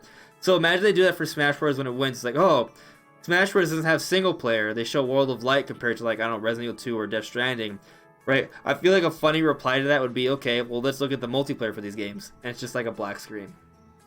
Because they don't exist. I don't even know how to, like, because I feel like regardless of who wins, there's gonna be like drama, because especially from the games that are exclusives, Death Stranding and Smash. Well, I guess Death Stranding is not really an exclusive, console exclusive, but You associate it with PS4. yeah. I just feel like if either one of those two wins, there's gonna be some controversy, not because they're bad games, but because the opposite camp is gonna feel, annoyed about it, which is dumb, I know, but I'm just acknowledging Console it. wars. Yeah, But I mean, like, I think it has to. I think it should go to Smash Brothers. Like if I take out my Nintendo bias, like it's still go to Smash Brothers. Why? I mean, like, one, I feel like it's dominated the conversation on the internet more than any other of these games, right? Two, its Metacritic score is ridiculous, and a lot more critics reviewed it, even though I know that's apparently not really a metric they use, but it is, right? It's also, like, really popular, and it's gotten a lot of other Game of the Year awards, so it's like that, it kind of fits the bill. Yeah, and the funny thing too is that if you look at, because you mentioned earlier like how much of Smash has taken over like the talk of the town basically. Every time a new game came out after Smash, there has always been fan art of that person receiving a Smash invitation or something along those lines. Yeah, it's just the way Smash is. It's kind of destined to dominate that conversation. So, yeah. I don't know, but I don't like the way I look at it. Like most of these games, I like. The others that I not saying I like are just because I haven't played them yet. So I don't want to talk about. I don't want to say like they're bad. I haven't played a lot of these games, so I'm just basing it off mostly from what I've seen rather than what I've played. Right. Yeah. So, and I plan on playing all of these because I don't have anything against them. Like like I said, I obviously play a ton of Smash. In the middle of my playthrough Outer Worlds, I already beat Sekiro. I don't have anything against any of these games. I have something against why some of them were nominated over other games. But, yeah. Like even Jump Force, I think it deserves to exist, right? Like if I found it That's for like a very low bar to say. like no, my point is like I actually want Jump Force. Like if I found it for like $5, I might buy it. Right? Just because I want to see those characters and interact with them for like 10 minutes. Because obviously the gameplay sucks. I mean, Right. Yeah. You could do that. You could also just search cutscenes on YouTube. Yeah, but interacting is so much. You interact with the cutscenes, watching them interact. That Okay. YouTube question, my friend. I actually played the demo for Jump Force and I thought it was cool. So. I mean, no. I mean, if someone genuinely likes Jump Force, then have at it. But you know, it's Someone I does. saw somebody actually genuinely. They were, I think, in my Discord, genuinely liked. I mean, it's a game it's a realistic looking fighting game with some of the coolest anime characters ever. Like, from that perspective, it is awesome. You know, it's just kind of like everything else about it that's bad. Mm-hmm. Yeah. So. It looked cool in the trailers. Yeah. We're trying really hard to find some positives here, aren't we? It has cool DLC characters. So. It's got lots of particle effects. That's pretty neat. Yeah. Ooh, Yeah. It has Bakugo, the DLC. Yeah. Madara apparently too. Ooh, yeah. Yeah. Ichigo is relevant finally. Bleach. Yeah. Bleach is. It also helped introduce me to Saint Seiya. I don't know who that is. Yeah, well, That's a thing that's in the game. Yeah, Saint Seiya is in the game.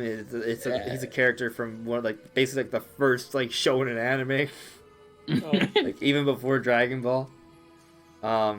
Yeah, that's it pretty much. But you know, I feel like we've reached we've reached a natural conclusion for the podcast. Smash is not gonna win everything.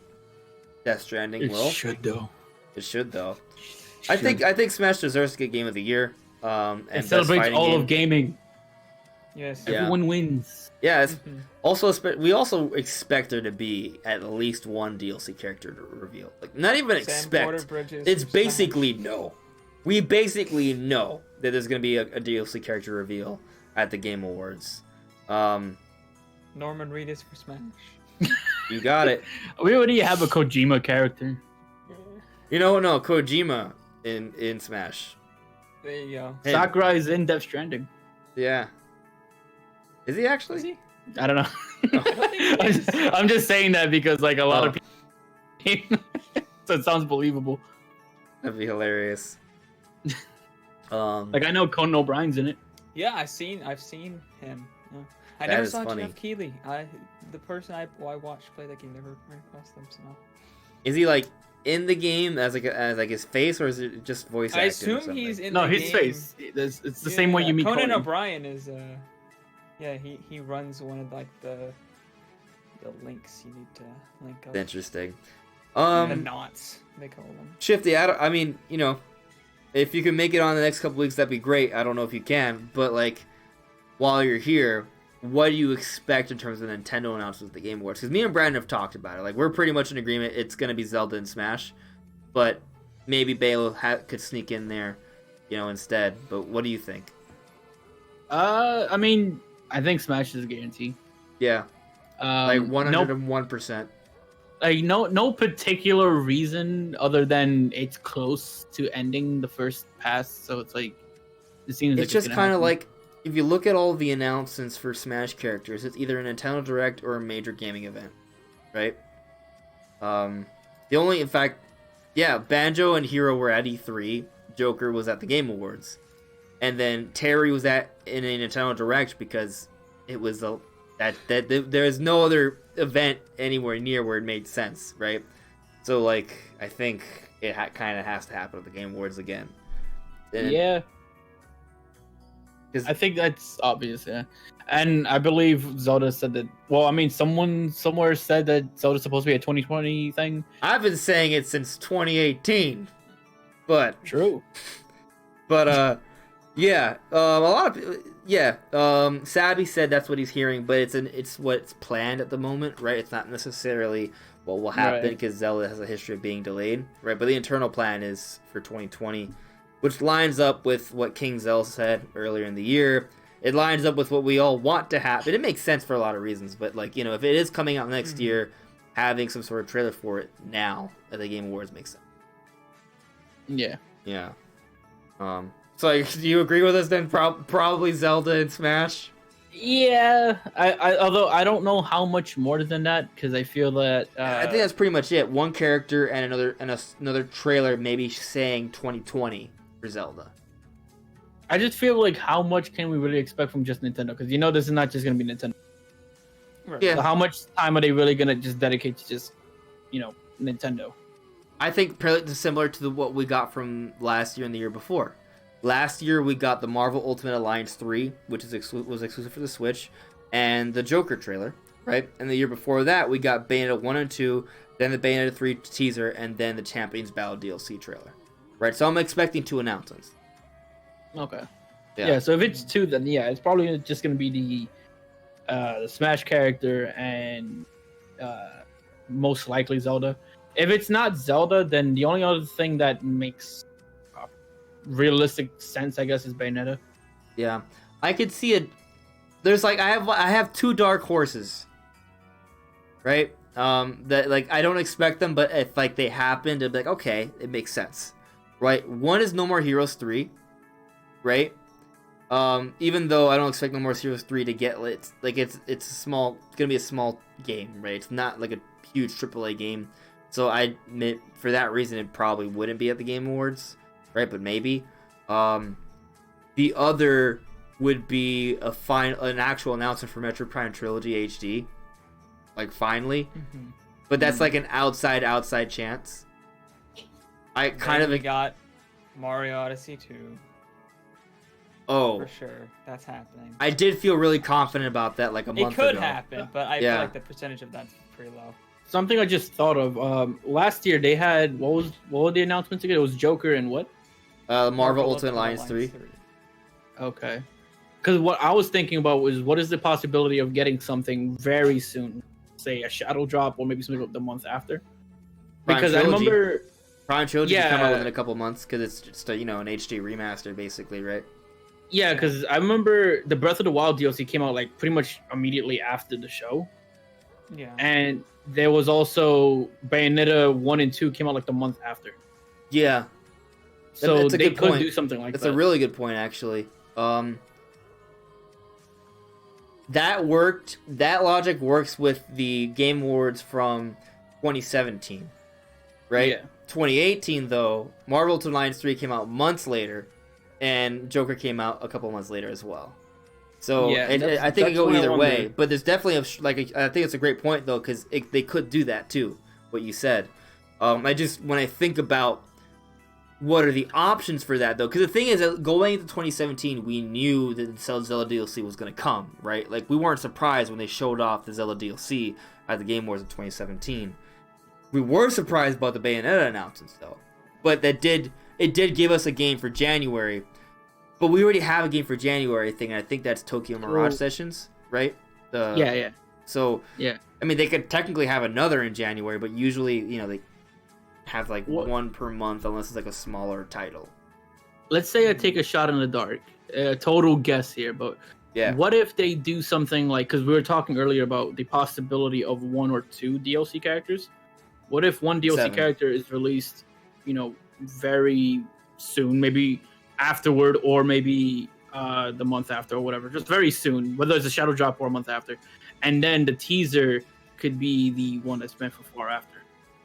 That'd be pretty cool. I think Sakurai did say that the 5th DLC was supposed to go through February, so I'm wondering if the last one will be in February. When you say go through February, do you mean when Sakurai said, are you referring to when the announcement was made for the Fighters Pass and on the eShop listing was for February 2020, or do you mean something else, like within an interview? No, he said that. He said himself it would go. I think that was when he first announced it. I don't remember exactly when. I think wasn't it like one of those little like when they announce something, they have like the text on the bottom that says until like a certain date or something. Yeah. But what I'm wondering is, I don't remember. What I'm wondering is, because I know go on. I was just gonna say, like, do we follow the February 2020 date as something that's that solidified to the point where they are going to do the last one around that time, or is that more of just a prediction of when they think they'll be finished with all of I think that's the deadline. It can come before the deadline. That's what I'm thinking, because they could very well release the last one before that date. That's it seems like they're on good pace, right? So like they have what 3 months now before they hit that deadline for one character. Yeah. They're already working on. I mean, we already know that they're developing other characters. They confirmed that in September, right? Mm-hmm. Like they didn't just confirm that they're going to work on it. They said they said the other DLC is already in development, meaning that they're already working on it. They've been working on it for quite some time. Like back when I made my I guess leak video about DLC before, I think it was like the month before Smash came out or something. I had said that there would be more DLC than one season or something like that. I forgot. I don't remember the exact wording I used, but it was something like it wouldn't be 5 characters. It would be like, oh, I remember. It was 2 years, basically worth, meaning this pass and then the next pass. So right. I don't know if it's gonna be titled as like Fighter Pass 1 and Fighters Pass 2, but basically it's 10 characters. It's not gonna be like 6 to 7. Like they're not gonna do 2 bonuses. They're gonna do like 10. Okay. So if we count Piranha Plant, then it'd be 11. Well, yeah, that's a whole other. I feel like Piranha Plant is more like is more like they just weren't done with the character yet. You know? Probably, yeah. Yeah. Like it's probably like a base roster thing that they just was like, oh, hey, we have to finish this in time, so we'll just make it a bonus, you know. But from what I've heard for like the longest back around that time, I heard, 2 years worth, right? But like more recently, it's been more specifically 10 characters. That's what you've heard. So, yeah. So it's very like I don't see any reason to think otherwise for now, especially since 10 characters doesn't go against what I originally heard anyway. Didn't we also see like within the data mine or something that it said like suggested like 10 character slots or something? So yeah. So I don't have any reason to think otherwise for now. I feel like 2 years is kind of like the reasonable amount of time to expect for a fighting game to have DLC expansions for characters. And they already had the model for 5 characters on the Fighters Pass. I guess that makes sense. So yeah. I think they could use the event to maybe shadow drop one in December. Like that would be a big surprise, honestly. Like I'm not expecting it till 2020, but if they pulled it off, that'd be pretty sick. Then tease another character, that would be really, really sick. And then still have a Zelda trailer. Like that would be phenomenal. Yeah, I think that'd be cool. And it's feasible. I don't know how likely it is, but it's definitely feasible. Yeah. And it's very likely that considering the data mine and the things I heard back in like, what was it, October or November or so, and all these different things, I just feel that the 10 character thing is a very likely thing at this point. And otherwise, I don't know. I don't like other than that. So it's if that's the case, I could see them doing something earlier, but that's just me guessing. I don't really know. Mm-hmm. Well, I have another question for you. I'm probably gonna make a video on this like for Tuesday. Just my thoughts, but I want your take. Do you think the second wave of DLC is it gonna be all third party like the same way this Fighters Pass has been, or do you think it's gonna be more of a mix or almost entirely Nintendo characters? I haven't heard every character, but from what I understand, it's still all third party. Yeah. I just keep in mind that the things I heard are not, 100% like, that definitely happened. Yeah. Yeah. But from what I understand and from what I know as of now, that's what it sounds like. Yeah. It just seems weird, like from like a logical perspective, right? Like excluding sources, but then you never really know how plans are, right? But like what you think makes sense isn't necessarily what they decide to do, of course. But just when I think about it, like it's a Nintendo game, right? And how can you go through 2 years of DLC without adding a Nintendo character? Like that. I mean, technically, Plant, But he was bonus, right? And that is, but that's not even. If that happens, if it ends up there's 10 more characters, that would mean that less than 10% of all DLC characters for Super Smash Bros. Ultimate were Nintendo characters, a Nintendo fighting game. So that seems really weird to me. Yeah. I get you. I don't really have much to add to it other than like for me personally speaking, it doesn't bother me if they have some. I mean, they don't bother me in general, to be honest. But I feel like the ones that have a strong tie to Nintendo, like Banjo-Kazooie, for instance, I feel like more people see that as a Nintendo character more so than a Microsoft character, considering the way the games are. And I feel like depending on what character we're hypothetically talking about getting into the game. Like Geno would technically be third party, but that would fit the Nintendo audience. Yeah, like Geno would fit that category. Well, like more people consider Geno a Nintendo character than a Square Enix character. Right. I still feel like the ratios are a little off. You know. Like honestly speaking, I could see certain characters because again, depending on what their tie is to Nintendo, if they have a strong enough tie, I can see the argument for some people seeing them as a Nintendo character. Right. Like and Joker, no. No, that's just like that was basically like a PS4 promotion for Smash. That's what it was to me. I almost bought Persona on PS4 after that. I didn't because it was $60 and I wanted to wait. But you know, like I can see the argument with Hero. I can see the argument with like, honestly, Banjo. Joker is my least favorite DLC character, mainly because I feel like it's the least detached from the Nintendo audience.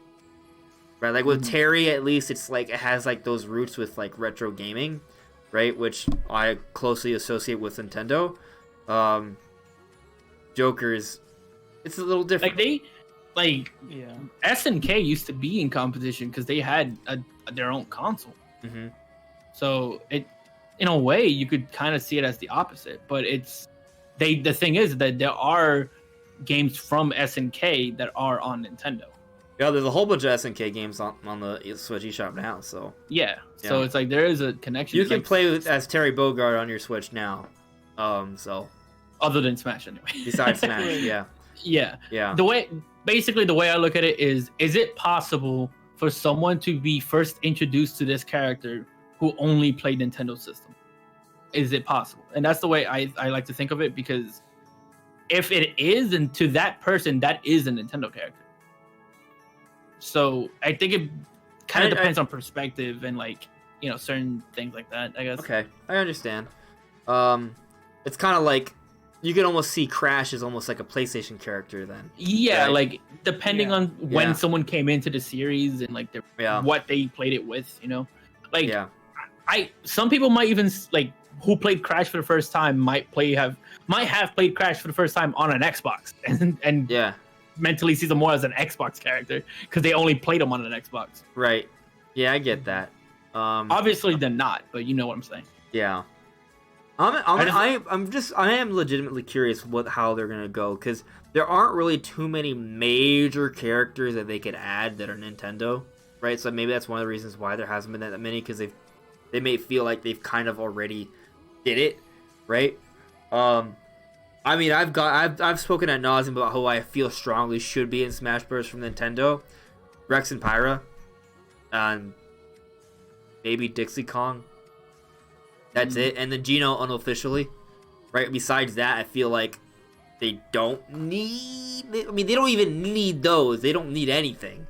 But that's like I have a hard time thinking of anyone else that would like make sense as a strong candidate, right? Like there are, obviously like more obscure characters like Captain Rainbow, but like not really too many.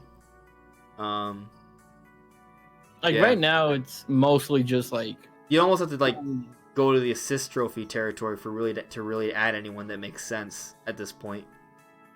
Yeah, I feel like at this point in time, a lot of Nintendo characters are probably just going to be like base roster additions, and then DLCs will be kind of like it's so hyped to see this character from this series come into Smash. Who would have saw that coming? That sort of thing. So, I mean, that's just my personal guess, but from what it sounds like, when I put into perspective of like other people's leaks and like my own and whatnot, it kind of just seems like everything's gonna be third party, and with varying levels of connection to Nintendo. Interesting. So, I mean, I take it you've heard more since the Ninja Gaiden thing? I mean, I'm still because I get asked this almost on a daily basis. Yeah. I'm still very confident on Ryu Hayabusa. Yeah. Like that hasn't changed. But you've heard because- beyond that is what I'm asking. Yeah. And the thing is that if you go through my history as a leaker, I've never actually gotten the content wrong. It's more so the timing of the content. Yeah. So I really hope it's like the retro style Ryu Hayabusa. Like that would be pretty cool. I could see like costumes or something. Oh, you you think it's gonna be the more modern version of it? It wouldn't surprise me because it depends on what it is. Because Simon Belmont uses a combination of the two. Because Simon Belmont's design is based on. That's the what I old want, one. though. Yeah, that I want basically to Simon Belmont Ryu Hayabusa. Because Simon Belmont is not 100. Because some people think he's 100% based on the classic look, which is not really the case. Because his whip is based from Lords of Shadows, which is an Xbox 360 game. Mm-hmm. So it's not really 100% classic, but it's mostly classic with a couple of modern touches to it. And that's kind of what I expect. Yeah. But yeah, the timing. That's why I'm just kind of at this point in time refraining from saying specific timing of things because right. I mean, the timing of when you put that announcement out and then like a day later, Terry Bogard, like that was brutal. That was brutal. Yeah. And the reason like I originally went with that was primarily because like the last time I did that was I think the month before Isabelle was announced, and I had said she would be the next character, and that's what ended up happening. So I was like, oh, I mean, you got some confidence because you got some, you made some plays. Yeah. Yeah, but like I said, the actual content, like I had said, Marks was gonna be a boss before we even knew what World of Light was. You think we'll ever get a new boss? That'd be why. Like, what would be the use for it?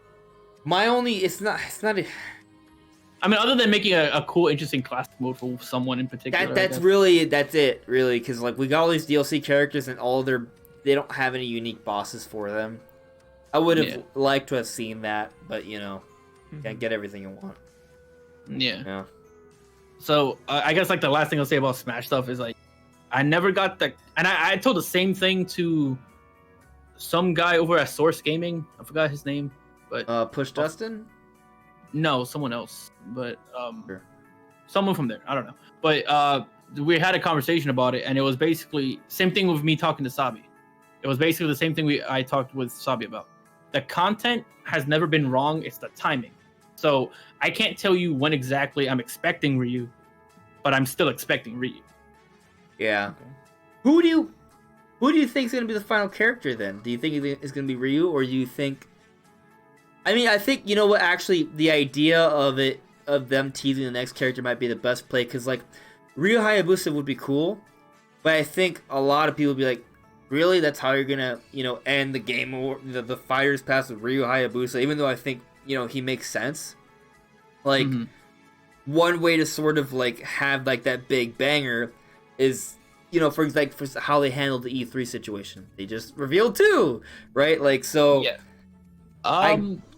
I think that would be one way. Like, I don't think they should fully blow out the second character. I think it should just be a really soft tease. But yeah. The most I can say, again, keep in mind that timing is the questionable part when it comes to all this. So I am going to say a timing related thing, but I don't quote me on that. Yeah. But basically, what I was told was that Ryu Hayabusa would be announced in 2019. That doesn't mean he'll be released in 2019. That means he'll be announced in 2019. Considering 2019 is almost over, either that timing was wrong or that means the Game Awards we're going to see Ryu Hayabusa. Right. So makes sense to me. That's why now whether or not that's Fighter Pass 5 is the part that I'm not sure about, considering that once again timing has been wrong before. So I feel like I lean more towards this is just me guessing at this point, but I lean more towards 2 characters getting announced, Fighter Pass number 5 and then Ryu later. Because I feel like if Ryu was being released in 2019, my source wouldn't have specified announced in 2019. Well, my thing is just... Yeah, I see your point. Because, like, why announce 2 if both are coming out in 2020? Right? You only announce 2 if one's coming out really soon. Right? I mean, not necessarily, but that's what makes sense. And again, it's a total guess, so but it's not something I've been told or anything. Right. Like, honestly, I could see them getting away with, like, maybe, like, a shadow drop for Rio Hayabusa in December, and then teasing, say, Geno for the second Fighters Pass. Right? Like, like a hypothetical situation. Like, I think that would work really well, simply in terms of, like, you know, representing Smash. Like, I think that would be a good marketing decision to do that, if they had that in the cards. Right.